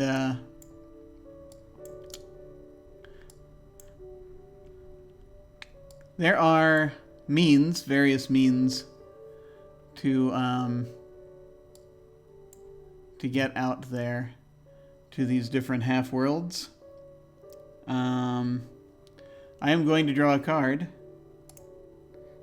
so that I will have something a little more specific to tell you here. All right. So I have the Ambassador. That is the Adept of Visions. The ambassador hails from a far-off land carrying a message of unity and civility. Unity and civility. The ambassador wishes to talk, not to fight. She knows that words and wisdom offer a path to success that violence never could.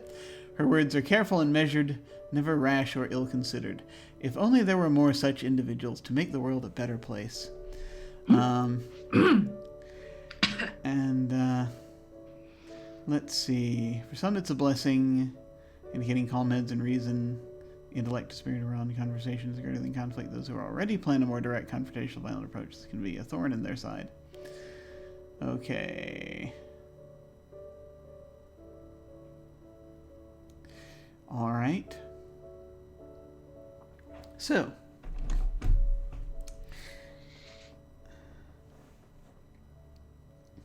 There's a sort of a little so you can catch the tram out to the Fade proper, the big island, where things start off, and there's this big square building that's kind of an embassy, as it were, of the half worlds. It's sort of part embassy, part just sort of record house, and also it's also part.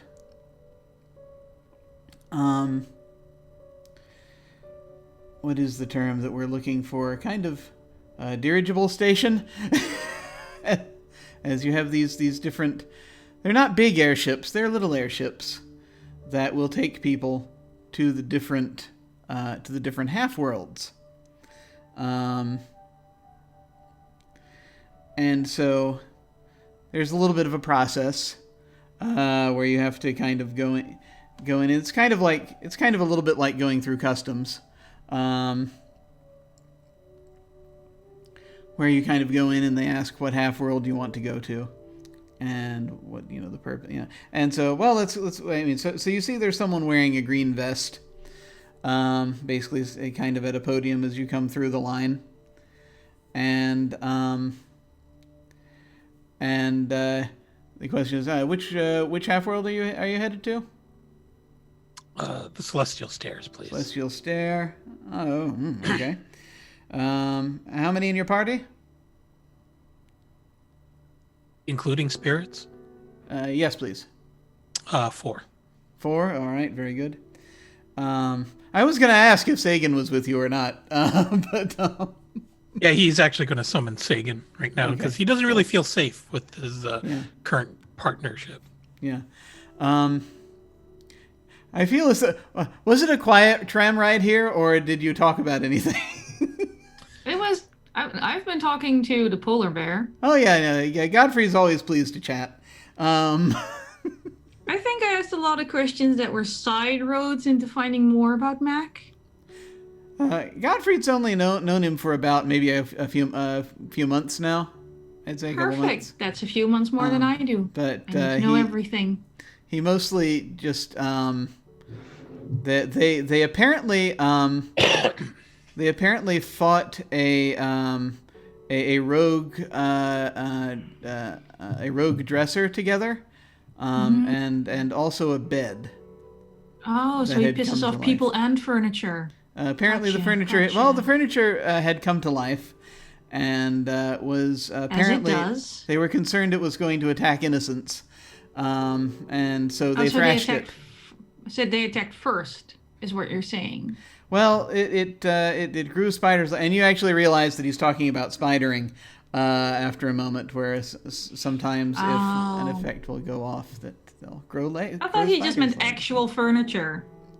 It was actual furniture, and then it grew legs and started to run around. Then the house grew legs. Yeah. That was a fun time. There's actually just so you'll know, if you want to see, there's in the handouts.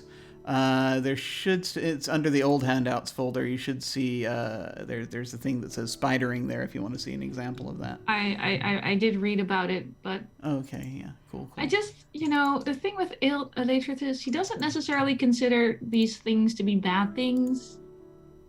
Like, if a dresser wants to sprout 8 legs and run around, who are you to decide that's not okay? Go be spider. Freedom. I mean, it might be ugly. We can fix those legs. We can make them prettier. We can put little nail polish bits on it, maybe some heels. But, I don't squash every spider I see. Why would I squash a dresser that happens to want to be a spider? Who am I to judge people who want to change? And I think Godfrey lets you know that you'd probably are be pleased to hear that the entire house then spidered afterwards and took off down the street. Oh, that's adorable. It actually went to the ocean. Yeah. It just went out to the beach. It sounds a little bit like it went to live on a farm, but yes. Kind of, yeah. You actually, now when he mentions that, you actually heard about that. How would I have missed this if I live here? Yeah, that's something you heard about. That's a thing that happened in the neighborhood. You. Yeah, that was sort of over on the map. It was over sort of here, or sort of on the west end. Okay. And that it was actually somebody that it was the house of somebody that Vor used to date. Vor probably told me about it then as well. Yeah. This was one of Vor. Mm-hmm. This was one of Vor's exes. She didn't date him for very long. It was a guy named Variagan.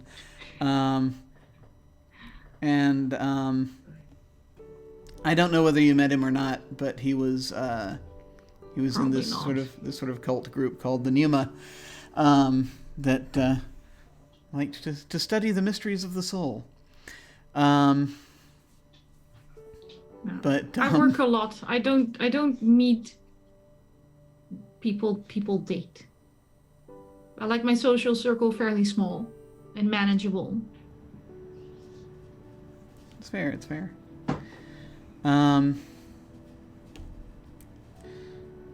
But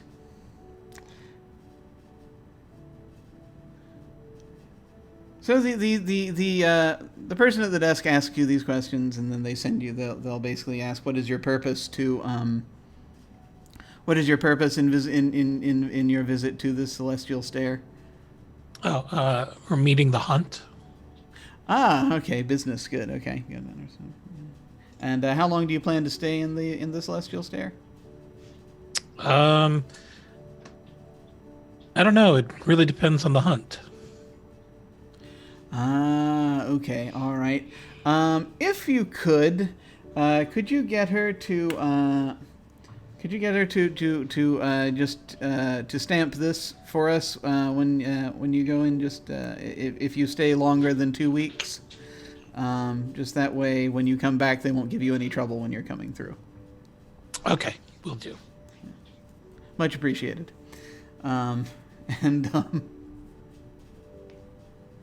So, errand boy, what are you getting out of this? I have to say, you take orders beautifully from just about everyone, but why are you following the hunt's orders today? I owe her a favor. What kind of favor?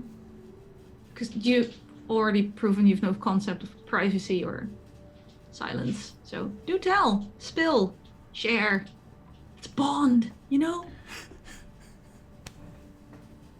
Just just a favor for a recommendation. Ah, a recommendation. She has to claim you're good at something. That should be interesting. Are you good at anything? Oh my god. You know, apart from what we've seen so far.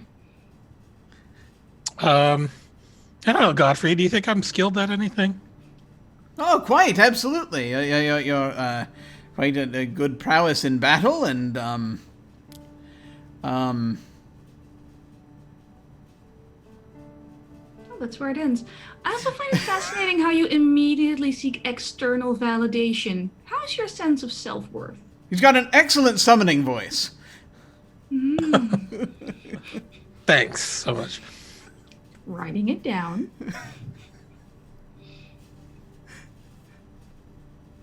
So they're being led into this gondola, this flying gondola that kind of that heads out, sort of drifts across the void. Well, it's not the void. Sorry, the fade. The void is an entirely different thing that we need in this setting. Eventually, you find yourself flying toward this point of light that grows brighter and brighter until you sort of are brought inside it. And you're led onto you're led to a platform.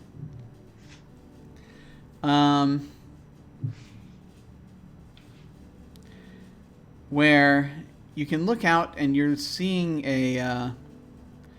basically this is a landing that leads to a number of different staircases that go up and down, and in between there is nothing.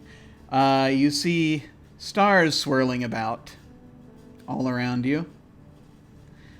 Mac, you have seen this place before. Oh shit! Was this in that vision with Dark-Eyed from Manfred? It was indeed. Oh.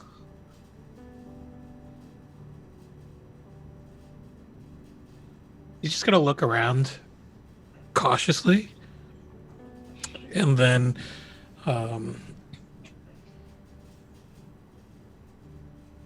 to mutter over to Sir Godfrey. I'm like, I've seen this place in a vision before. Indeed. I don't think I like it. That makes two of us. Can we get going? Yeah. Honestly, I have work in a few hours. If we can move this along. Yes, I'm sure that the foreheads are gonna wait. Anyway. Oh yes, well it should be this way. Okay. Yes, I'm sure the way you spend your days is far more interesting. Sagan, cancel my office hour for the week. Yeah, okay. You got it, boss. And he will just follow Godfrey and not say anything to... You sort of hear Sagan sort of going, no new water heater for you, Mrs. Johnson.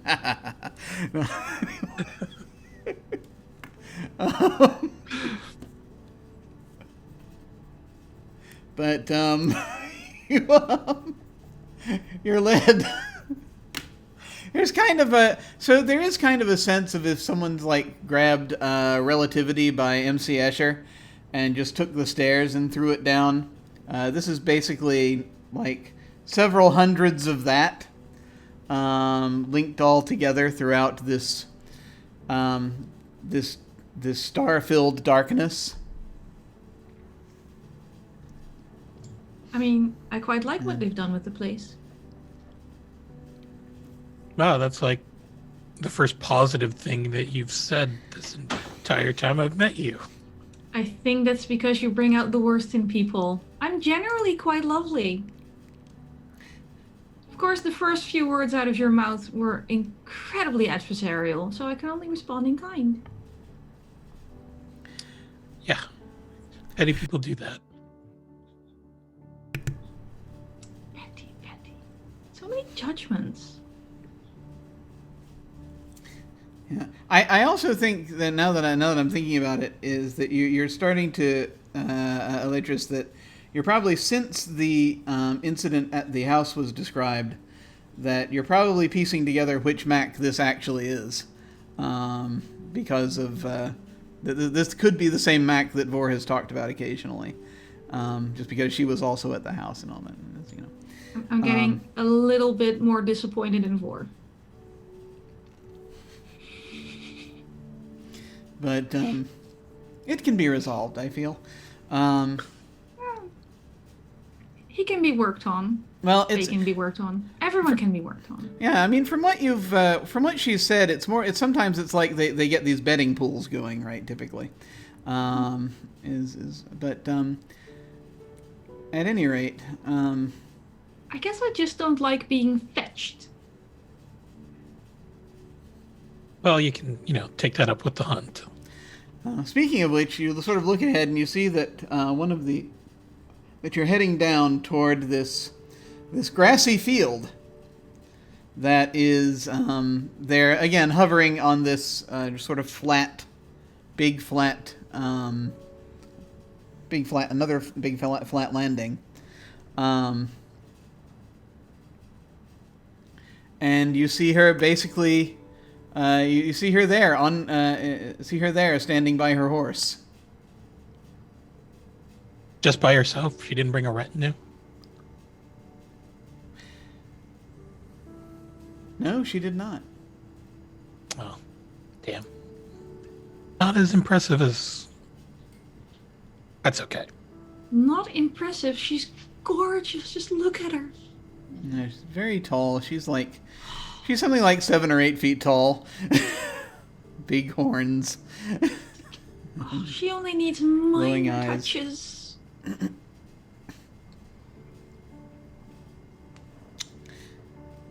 Mac is just going to continue onward, uncomfortable.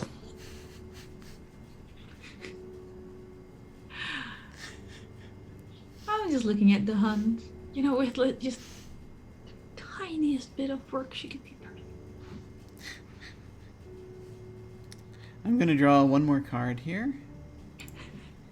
What could go wrong? I mean, I say one more, but you know how this goes. Wow. Really? Okay. So, this card is the Banished Serpent. It is a mysteries card. Its meanings are balance, exile, and punishment. Vizsla no exile, but for them and their time in shadow, the exile was self-imposed. The banished serpent was cast out, sent back from whence it came. Banishment rids us of a problem, but it does not bring it to a permanent end. It is rarely a true solution. Rather, it is most often a punishment. We banish those who have threatened or wronged us because exile is what they fear. The fact that it ends the threat, at least temporarily, is just an added benefit. As punishment, then, it is an act of balance, an appropriate and measured response to an unwanted act. Yeah. Okay.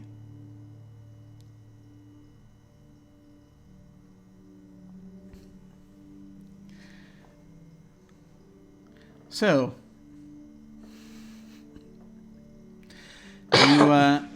you all head down and have a chat with the hunt. Yes. All right. She steps forward, sort of her eyes blazing. She looks upon you. I believe these were the items you were looking for. She extends her hand forward to take the horns. He will hand them over. She will look at them. She will lower them. And she will turn to Elatris. Do you know what these mean? It means a bunny with horns doesn't appreciate what you gave him because he gave them to me in exchange for better luck at cards. Also, could you sign for those? You preyed upon his nature. Wow, preyed is such a large word. I saw something I needed, and I made it metaphorically large, Mac, and I made a deal.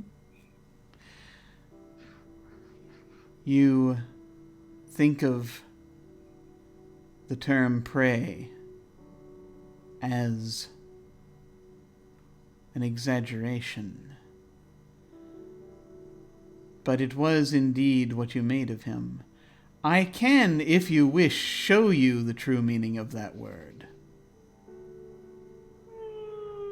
I think I'll pass. I mean, it's a very kind offer, and knowledge is not to be shunned, but I'd like to live Very well, fairly then. peacefully. If you wish to live peacefully.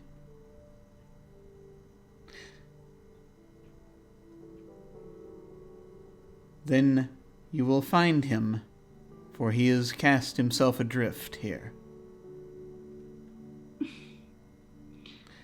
You have this ability. Technically Now, true. for you have had contact. You have an item of resonance with him.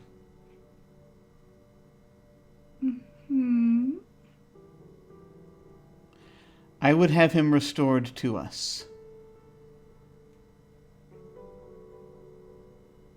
If I might interject. No. Oh.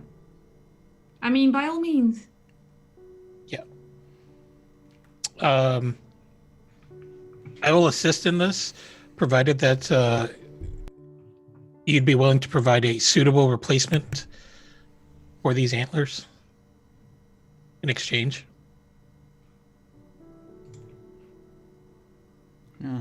You're saying this to the hunt? Yes. I acquired the item for a rather reputable client of the Changeries, and my boss and our entire office would be in great trouble should we not provide what they've requested. Godfrey at this point will sort of humbly step forward and Humble who 1047 is. He will motion, and the hunt looks at him quizzically, and he sort of gives that sort of may I approach type look, and she's like, yeah. And he comes up and he whispers something in her ear.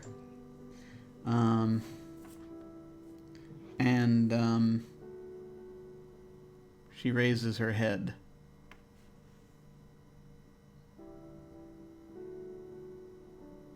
She looks back at him. There is much to do. Things are reaching that point. He nods. Very well.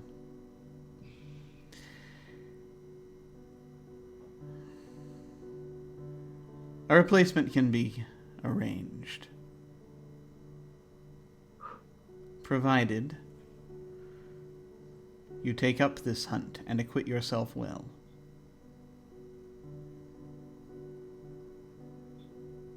Oh boy. I can promise to take up the hunt. I can't make any promises on the outcome. That just seems unwise. I'll Then try I my suggest hardest. you do. Then I suggest you do well. Great.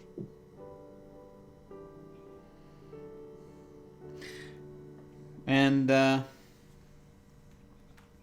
she gestures to one of the stairs going off, and there's... It basically is a staircase that goes up into the area where you have the swirling stars, sort of looks out on the swirling stars, and just kind of ends.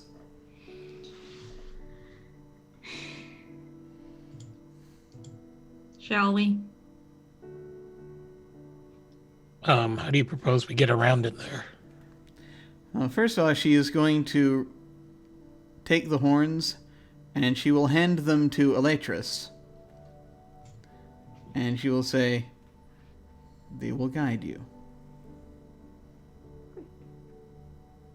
So, like a dowsing rod, or... Something on that order. So Mac is going to actually release Sir Godfrey from their arrangement. Okay. And Yeah. he is going to... Sir Godfrey's going to continue to hang out because he wants to see what's going to happen. Okay. The polar bear is invested now. And this says, well, probably going to need a ride around there because I don't think that looks like it's a place that you can just walk into. So he's going to create a quick summoning circle, and he's going to try to summon Charulus, the angel from the the angel friend. Oh yes, the one with the one with the taxi. The angel cab. The angel taxi cab? Guy. Oh my god. That's right. That's right. He Okay.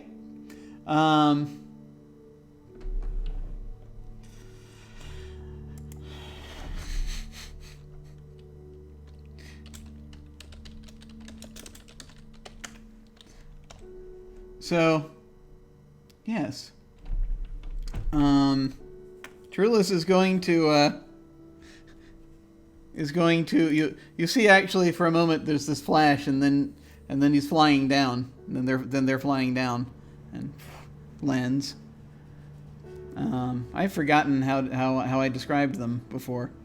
I think they just had really big wings that looked like a robe at first or something like that. Very tall and thin and silvery. And they didn't speak. They just had like a bunch of like bells and tinkling, I think. Oh yeah. That's right. So they will come and they will land. And you hear this sort of ting, ting, ting, ting, ting. My apologies to interrupting your day, but I need assistance in finding a lost spirit, and he points over to the giant void over there. I still don't have wings, so I'm going to need a bit of an assist. Me and my associates. And they just sort of smile and extend their hand to you.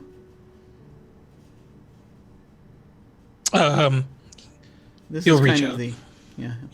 They'll He'll take reach your out. hand, and just start leading you up the stairs. Okay. Elytris, are you also going up the stairs? Me and my shiny horns are following. All right. I mean, I do have wings, so That's true. I will unfold my wings that I was wearing as a cape. So, you come. There's this platform. You come up Can to I the just top. briefly point out to Mac, you know you could get some. If you're polite, I'll give you a discount. I'm going to make it my point to never, in a million years, run into you again. Maybe a nice set of bat wings? I feel like those would be more your style. Well, maybe I should change it up. For now, though, we have to find someone's pet bunny. So,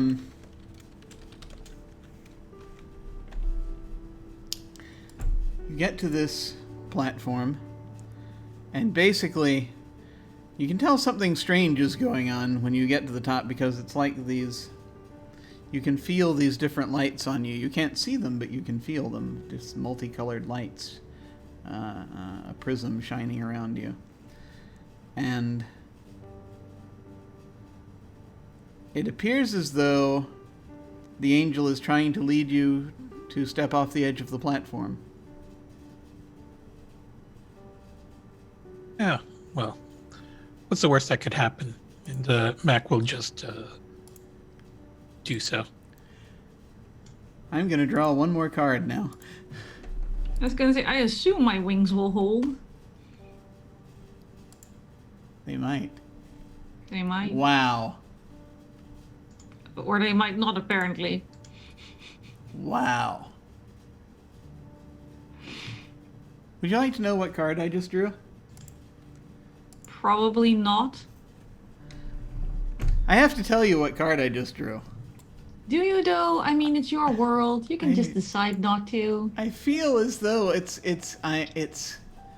my duty to tell you what card I just drew. Well, one must always perform one's duty. One must. The card I just drew is the Hunter.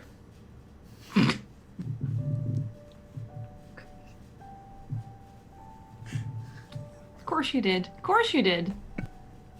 You're on a roll, Jim. I mean, this game is that totally good not fortune metric. card.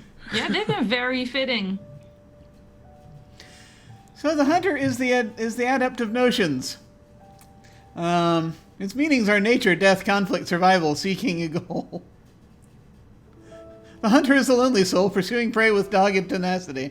Their single-minded dedication is why they are successful in tracking, confronting, and killing their prey. The Hunter knows better than anyone that it is kill or be killed in the harsh world we live in. In the city, we pretend civilization has lifted us above such things, but the Hunter travels into the wilderness where no such delusions exist. But that's not to say that there aren't hunters in cities. On the contrary, there are hunters who prey upon people. Sometimes these hunters seek murder. Some hunt with other goals just as dark. The Hunter is the adept of notions. Her skills in the wilds and her knowledge of her prey and the best way to bring it down make her the match for any Vizsla. Perfect card for one pursuing a goal. The Hunter suggests that vigilance and persistence will win the day. However, if one isn't actively seeking something, this card turn can portend conflict and even death. Wow. So... Good thing we're looking for something. I know, right? How strange! Someone. How strange that we draw this card in the exact circumstance that it's looking for. So, I feel as though, and perhaps I'm hoping I am not unique in this, but I feel as though when you hear these stories when you're kids, when they tell you about the constellations. And what the different constellations mean, and the idea of someone up there, a hero hunting an elk across the sky type deal. You kind of get this picture in your head of people made of stars running across the landscape. Or at least I did. Running and chasing each other across the landscape. So there is kind of an odd metaphysical transformation that takes place when you step off the platform.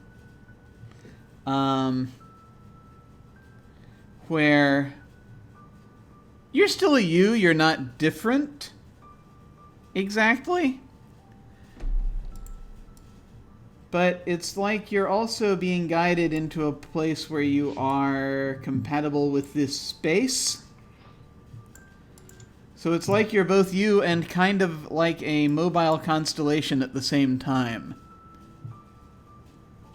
I absolutely love this. I have so many new ideas. So, as you head off, and Mac, as you step off, and Electris, as you fly off this platform, you are, again, still just yourself, but also you get this sense of this additional octave of light around you as you feel as though you're being perceived by those who would be standing on platforms as though you are beings made of starlight. Oh. This is so cool. I wonder if I can keep this. I mean, I'm sure that you could stay here forever afterwards if you really wanted to. Oh no. Too one-dimensional. Imagine starlight with flowers growing on it. We must combine to make things greater. It is difficult to explain the directions here because up and down don't mean the same things here. exactly as they did, but it's kind of like you're all flying across this landscape, seeking out this landscape of stars, seeking out this unhorned jackalope, which is basically a rabbit. Is there a particular strategy you would like to employ in your search? We've been, I mean, it was kind of like a dowsing rod. Mm-hmm. So I'm also going to compare this because I've been playing this game a lot this week. Like in Zelda Breath of the Wild, you have the shrine seeking thing and it just sort of bleeps a little harder when you're going the right way. So I want to start with just making a big circle and seeing if at any point in the direction the dowsing rod vibrates more or less. Okay. Start with the basics. Mac is going to Mac is going to look around at any other constellations that might be around. One that a depressed jackalope might be drawn to. What is a depressed jackalope drawn to? My favorite constellation is the depressed jackalope. Which is literally, again, just the bunny. I can't believe the hunt is tasking me to find her pet rabbit. Is there a carrot constellation?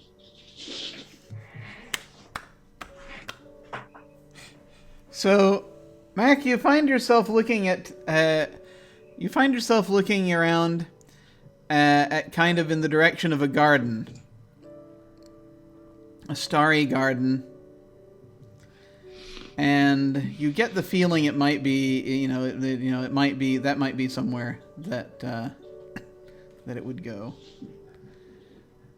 Elytris, you kind of are sort of circling around, and when Mac kind of seems to be aiming that way, you can kind of move the horns, and they pull in that direction.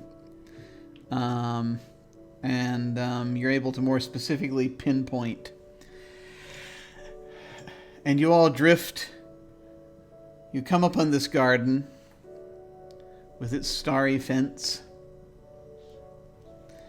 And you see within there's movement in this celestial cabbage patch.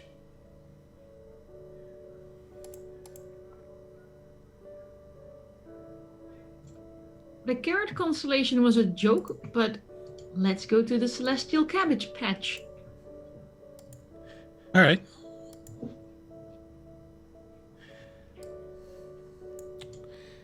So you zoom in.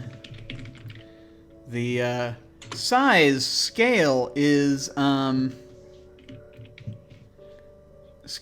very different here. Sometimes you can, compared to what you're seeing around you, you could be huge. Sometimes you could be tiny. You zoom into the cabbage patch. And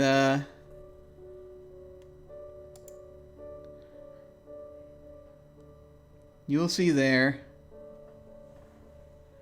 this forlorn creature just sort of lying there, staring up into the infinite.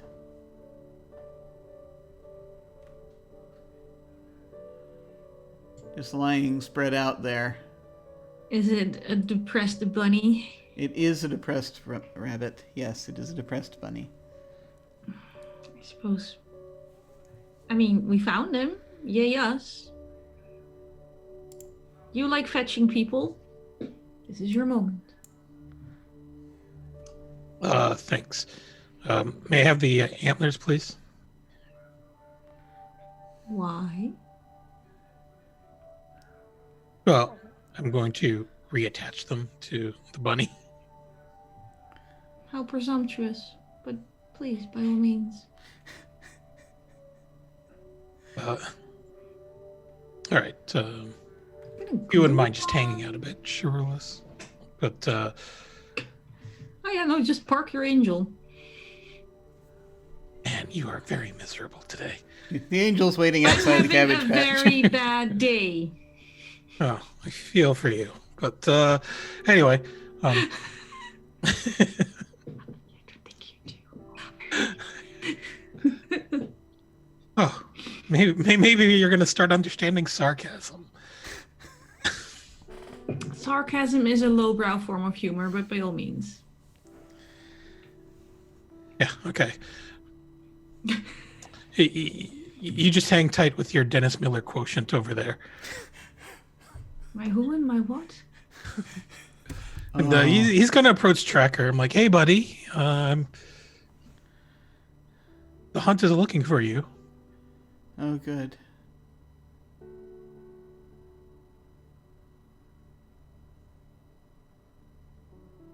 Come to take you back to the green. I don't think I deserve to be there.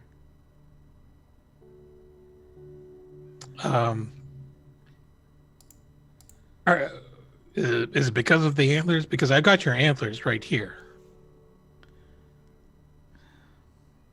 I didn't do a very good job taking care of them. I had one job. I didn't do that job. Did you get fired? That's not how it works. That's not how it works. You either leave, you either stay or you leave. I didn't do what I was supposed to do. And now there's a good chance everything is going to collapse. And it's all my fault. Because I wanted to be on top for a change.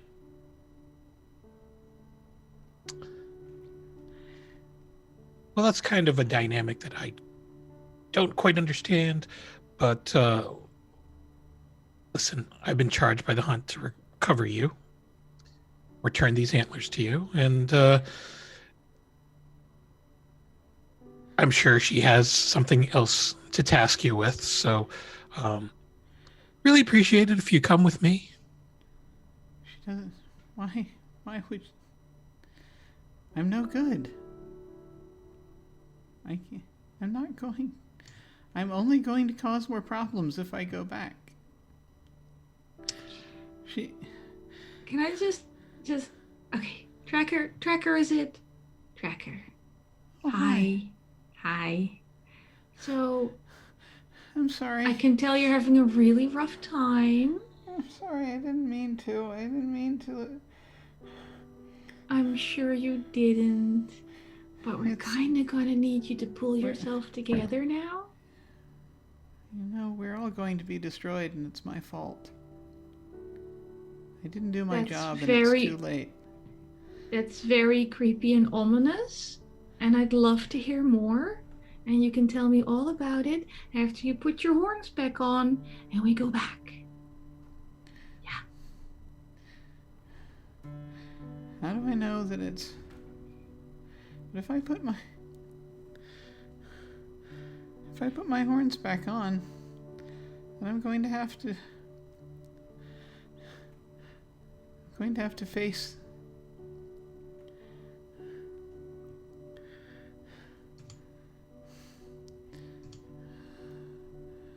Go on, finish your sentence. We're almost at the edge. It's very close now. I don't know if I'm going to be able to do what needs to happen. Well, there's only one way to find out. Show us what bunny stuff you're made of.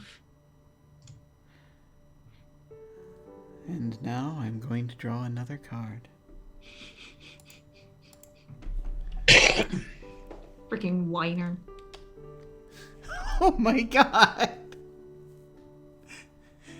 He looks like he's very traumatized at this point. He apparently looks like he seriously is... He's causing the end of the universe because he gambled away his horns, okay? No pity.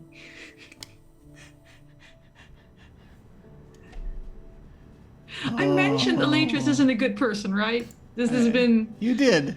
You did. So I drew the unwelcome child. Oh, God. Its meanings are bad luck, imbalance, things undesired, outcast, duplicitousness. The unwelcome child is unwelcome because she is a horror. No one sees her for what she truly is, and they assume that the terrible things that happen around her have other causes. She maintains a facade of sweetness and love, exploiting her own inherent affection for children. She uses our desire to nurture against us. At best, once we have realized her nature, all we can really do is cast her out. Nothing more would be wrong. For she is, after all, only a child. The unwelcome child is the apprentice of Notion's family and brings them no joy. Those are very rude things to say about Tracker. They cannot apply to anyone else here. Well, I think the way that I'm going to interpret this is right now is that Tracker just sort of stares at the horns and is just like, just looks down. The both of you are going to realize that this card that I've just described, the Apprentice of Notions, is that Tracker believes himself to be the unwelcome child, basically. He thinks that he destroys everything he touches, and that he is the best way he can keep everyone else. Well, he seems to think the universe is ending, so possibly he can't. But he thinks that the only way he can make it easier on everyone else is if he stays away from them. And so clearly he's been traumatized by something that has happened or he's found out recently or that's going on. So it is getting kind of cold out here. Mac is just going to attempt to stick the antlers back where they should be on Tracker. Can we continue this discussion back at the Celestial Stair? So dare I ask, what method are you using to try to put the antlers on him? Hot glue, probably. Just maybe hoping that if he just puts them there, that they'll just magnetically reconnect. Sorry. It's not happening. There's probably a process involved. You can't just smash horns into someone. My God. It's like, no. Oh. No, Tracker, it's okay. He's just being very rough with you. Here, let me help you. Can I start the process of grafting those freaking horns back on his damn head? You can. Great. This might not be the best idea, but please to be. The universe can end on its own time. But as you're bringing them over, and he looks up at you, and he's like, "Why should I do this?" That's between you and the hunt, I suppose, or mainly because I'm asking you very nicely, and you're gonna solve a lot of problems for a lot of people, and you'll just have such an amazing sense of self-worth after this. I will. You'd be really helping us all out. Okay. Great. And you begin then, presumably, the process. He picks up a stick and just sort of bites on it because this is going to hurt, and he's aware of that. Well, I can like try and weave some sleep and some courage into him and help him out a little bit. It actually doesn't hurt as much. Reattaching it isn't going to hurt quite as much as taking them off did, I think. But it's when you start working with glass and crystal and smoke. That's usually the... Yeah. So, and we don't have to go into huge detail here, but kind of, do you want to describe a little bit of what we see here, what you're doing as part of this weaving, I presume, that you're doing? I am weaving. Again, I'll add, I'm not a good person, but I do feel a little bit bad for him. So I will also pull in some sleep to weave into this. And then the rest of this is just pretty much just transformation. And it almost looks like I'm sewing it back on, only instead of a needle and a thread, it's like colored smoke that sort of fuses things together where I'm touching it. Yeah. And I'm hoping the sleep is going to make it a little less painful for him. I will let you know that it feels easier to do here for whatever reason, because what you're working with is kind of at the same time physical but it's also like sort of the concept of starlight. Yes. So nice. It's a little more malleable. Oh. And you get the feeling that you could do some kind of interesting things. I was about to say, when I'm done, can I just go? I'm sure we don't have time. I might want to try and make it like a little crystal window in one of my arms. We can see through.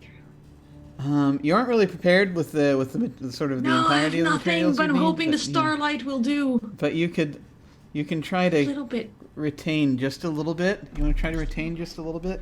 Just a little bit. I'm going to draw another Bring some card. of this back with me. I want to draw another card. Let a weaver play with starlight and you think I'll behave? I want to see how this goes. Well. And I've drawn the endless maze.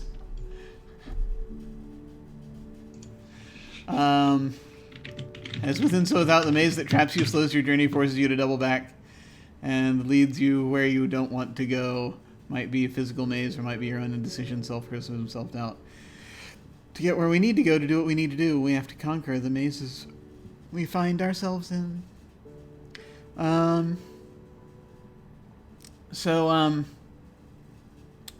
Yeah, you look at it and you think, okay, I have just enough time to do this bit. And you think you've managed it, but you realize that there are like 90 million other things. That this is going to be a very complex process.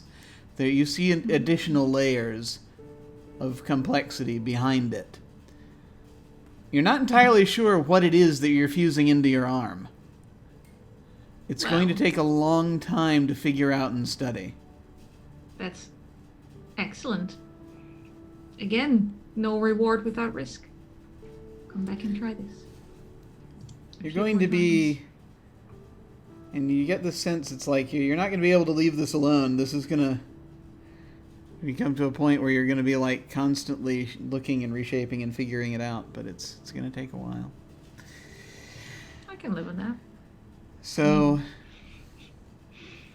For now, though, at least I have put the bunny and the horns back together to make a jackalope. He now looks more like a jackalope. And he will...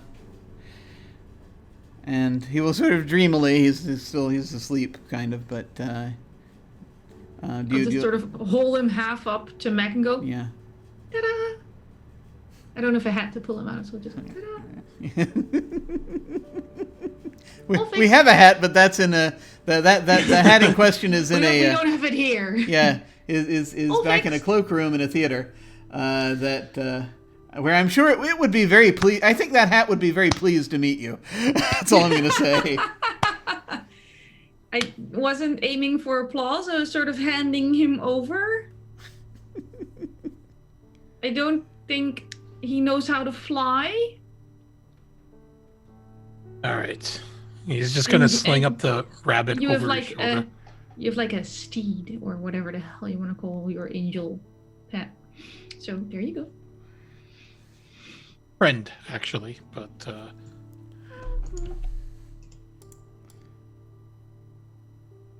do you shift this? Never mind. Let's keep going.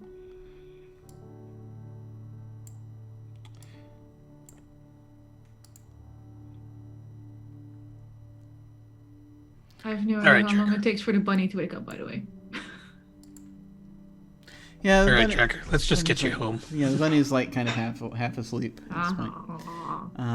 Yeah, you guide him out.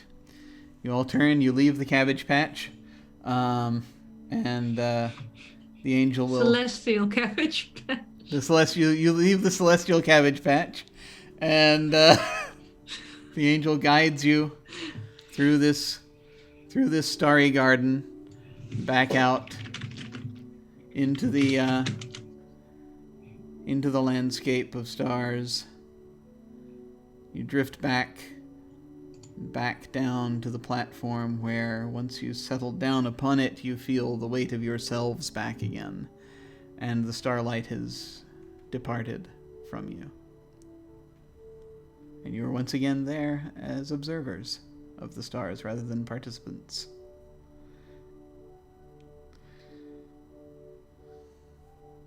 Okay. And to the hunt. The angel will just sort of clap Mac on the shoulder and then sort of flit away. Yeah. All right. He's just going to keep Tracker slung over his shoulder and head back down. Yeah, you got Tracker down. So you head down, and you see, as you come down there, you see that the hunt apparently now is holding another pair of horns that is not exactly the same.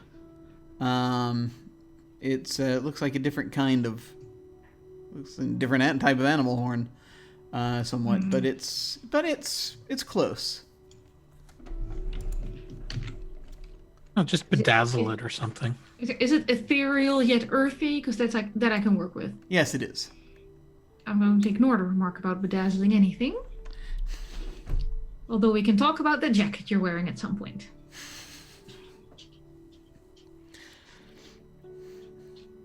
The hunt will nod to you as you come and says, "Very good."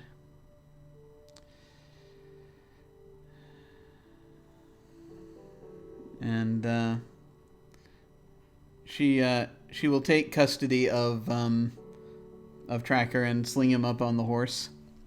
You'll be nice to him, right? He seems very upset. Something about the end of the universe and it being his fault. Perhaps a few days off. There is still time, but not much. Here you are. And she will hand you the other horns. Thank you very much. Much obliged. She will nod. Be sure to mention to both my boss and 1047 how accommodating you were. She turns to Mac. She nods. I believe you have a document for me to sign. Oh, yes, I did. And just reaches into his pocket and pulls out a nice, elegant-looking scroll. You pull it out. She places her hand on near the bottom of the scroll, and she pulls her hand away, and you see a signature burn itself into the place on the scroll. It just says "The Hunt." All right. Is that the one for if we've been here longer than 2 weeks? No, but if you wouldn't mind validating our parking. Yeah, thank you. That'd be great. I need to fill in my hours as well. She just sort of snorts, and she gets up on. She then immediately slings back up on her horse, not even giving it a second look. Oh, and you haven't been here you haven't been here 2 weeks, so I mean you're okay there. But turns and the horse bolts off, disappearing when it hits the end of the platform. Okay, so you have what you wanted. I'm still alive, and I have a set of fancy horns. And the universe is going to end in a few days. All in all, in the end, not the worst day. You weren't sure if she was speaking literally or metaphorically when she was talking about that. No, time is so irrelevant anyway. Yeah, time is weird. But yeah. Good. Well, I guess that takes care of that task. I suppose it does. Yeah, thank you for being semi-cooperative. You're very welcome.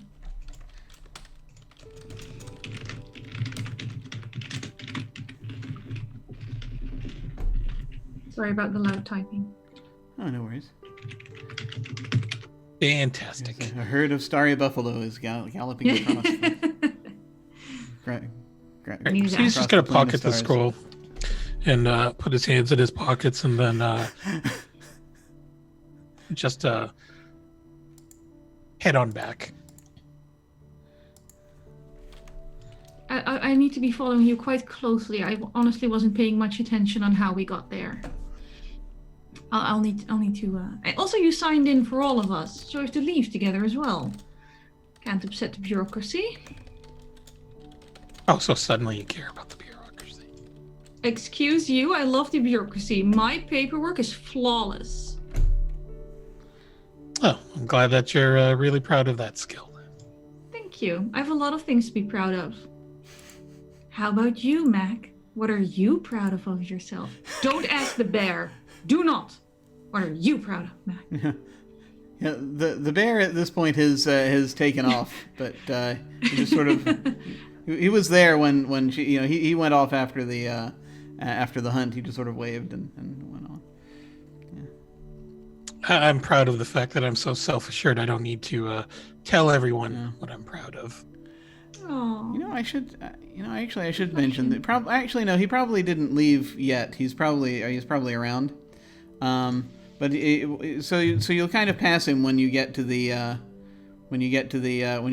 stairs heading back to your original platform where the gondola is. Sure. And he will tell you, yes, that whole thing about the end of the world. It's not quite what you might think it is. We're just simply near the edge. Possibly, but maybe not. We'll have to see. But apparently something called the Edge is coming. I don't know all the details, but never a day goes by that one doesn't have a challenge, eh? Well done. Thank you for your assistance. Couldn't have done it without you. Yes, nice chatting with you on the way over. Ah, yes, a good pleasure, my dear. Good yes, pleasure. Wonderful to meet you. Yeah. Let me know if you ever want to look a little less bearish. Perish the thought.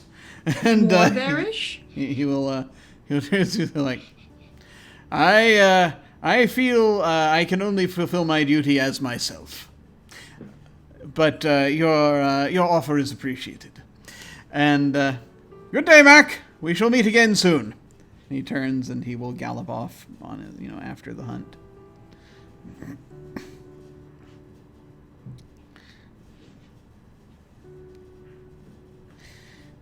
And I think we're going to. I just want to just flash forward a little bit as we're coming to an end here.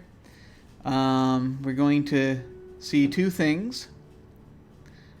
One thing we will see is we're going to see Mac basically coming back, and is there anything that we see that Mac does basically as a result of what's happened today? No, he's actually just going to make his way over to the Goetic stronghold and meet up belatedly with Charles Abernathy. And drop off his sponsorship thing to get the process to his promotion to the next level. Awesome. Well, you'll meet up with Abernathy. He's very pleased to see that you got the signature, and you'll hang out a little bit, and lunch is available should you desire it. Yes. Lunch is always available at the Goetic Hall. Lunch is always available everywhere in this entire setting.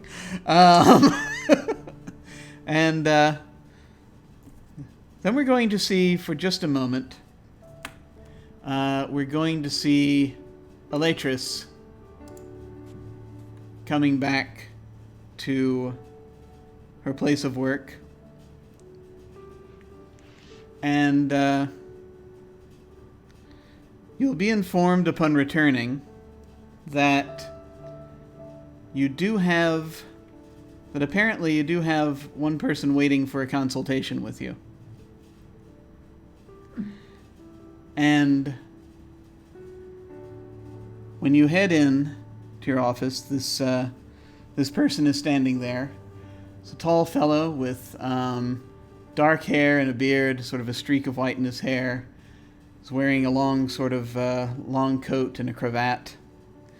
He's got a silver pocket watch. He turns and he smiles at you, and he says, "A pleasure. I believe that we could exchange some information that would be very mutually beneficial to your business in particular, you and your business. And all you need tell me is just a little bit about the nature of the place you just visited." And that is where we're going to end this session. Yay! This is the development Mutually session. beneficial. That's my language. Anyway, that, by the way, for anyone who the audience will know this as this, but it's been a little while since I've described him. That was Dark-Eyed Manfred. So He sounds lovely. he is. He's great. He's a great guy. True gentleman. Absolutely.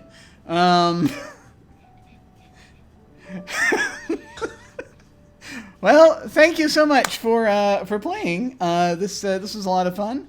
We're going to go ahead and go around. We're going to do our outros. So feel free to say where folks can find you, and any final thoughts you have about this session, this game, favorite moments or whatever. And we will begin with Anniek, our guest. Thank you. My name is Anniek. You can find me on Twitter at Anniekster. It's mainly art and politics, so if you don't like either of those, don't go there. And I have nothing to plug. It's sad. I know. I pitched a few things, maybe in a few weeks. This was fun. I started making Elytris, and she just became a worse and worse person as I built her. And in the end, I decided, fuck it, she's gonna be a very bad person. And for the past few weeks, I've been being really nice people. So just letting it all out was just really nice. I'm actually much nicer than she is. And I did have a much better time than she did.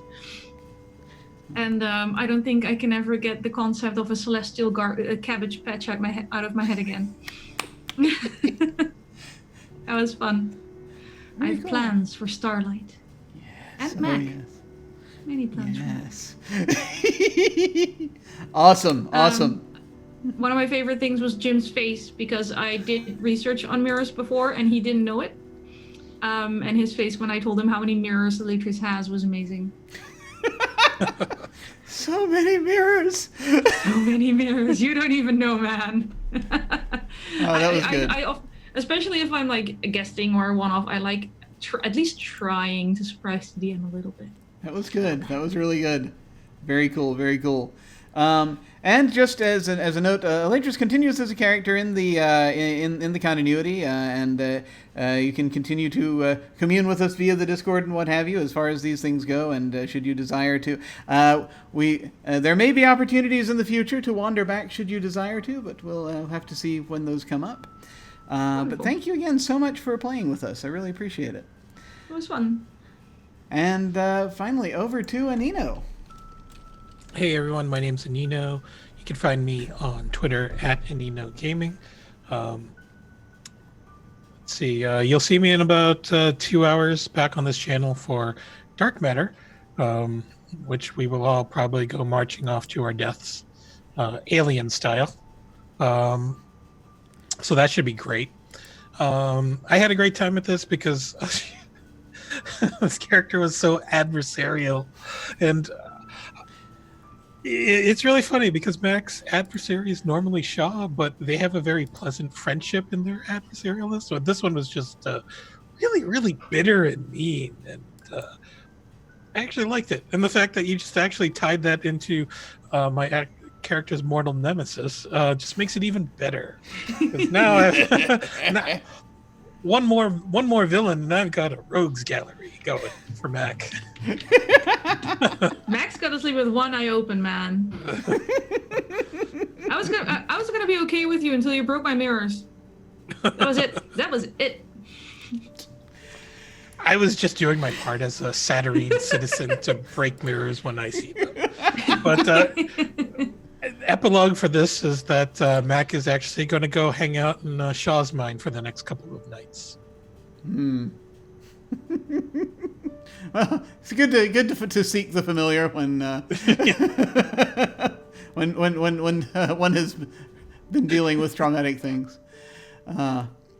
Excellent. Well, that's back over to me then. I'm Jim. Actually, before I do that, real quick, because I always start up the end of the script before looking at the end of the script. We can do real quick. We find out if there was any joy or despair to be had today, as that is the thing. What counts? It does really? For because that's a you thing. Joy and despair is a you thing. More than acumen is. So I'll just go around real quick here. You could potentially have earned a joy or a despair from this. So Mac, do you think anything happened today that might earn you a joy or a despair? This was very much Despair. Despair. You're welcome. And also, Elatris, actually, you can, if you wish, from this session, take a joy or a despair, if you think something happened that would have caused you to get one. I think Elatris is, Mac doesn't even register, but the starlight is causing joy. Excellent. And an unhealthy obsession, but joy. Yes. Excellent. Many of our unhealthy obsessions are very joyful. I collect them. It's good. It's good. Awesome. Excellent. Very cool. All right. Well then, once again, I'm Jim Ryan. You can find me at OtherDoc on both Twitch and Twitter. My website is jimyesthatjim.com, where you can find my Geek Observation podcast and links to my various other podcasts, audio dramas, writings, and such. I have links down below to my website, Twitter, YouTube channel, and some of my fiction and games I've been working on, along with links to game signups and applications to join our Discord. So later tonight, as previously stated, within the next couple of hours, we have our next episode of Dark Matter, Ghosts of Saltmaw. It's Ghosts of Saltmarsh in Space, where we got to fight brainworms. That'll be fun. Probably. Then on Tuesday, back on this channel, that afternoon, we are continuing our mini campaign of Las Vegas, which is a sort of a round-robin thing using tarot cards. James will be running that one. It's we've just realized we're in hell, probably a hellish place that looks a lot like Vegas, so we got to see what happens next. Then that evening, Tuesday night, I'm going to be guesting over on Penny for a Tale, that channel. We are playing a game called Sexy Battle Wizards, which it's by the same person who wrote Honey Heist. It's a thing on that order. Basically, I have a feeling it will be very ridiculous and delightful. Then Wednesday nights, we're trying to get back to doing our Masks campaign, which takes place in the fictional city of Doctropolis, run by Mole Thulu. We've got some real life stuff going on that's making it a little harder to play, but hopefully that will be we'll be able to play again soon. But we're hanging in until that happens. But luckily we were at a break anyway, so we'll be very, very excited to see that come back when it returns. And then, of course, back around to Saturdays, where we'll have more of this. More Invisible Sun with more of the cast, regular cast, and they are off. They're off on a train to Yestervale, and we'll find out what is going on there. Also, during the week, typically, if I have time, I try in the mornings to come on here and just chat. If anyone wants to chat, that also is a thing. And I may do more video gaming and what have you as things progress, because more stuff's happening with this channel soon, I think, probably. But sign-ups are still open right now for a couple of things. We have a mini campaign of Monster of the Week coming up. Sign-ups for that close tomorrow. So you have till tomorrow to sign up if you wish to do that. That's a Powered by the Apocalypse game in the supernatural monster hunting genre. Their signups are also open for The Sprawl, which is also Powered by the Apocalypse, of the cyberpunk genre. That's going to be a mini campaign starting in mid-April, run by Brian, who will be guest emceeing here.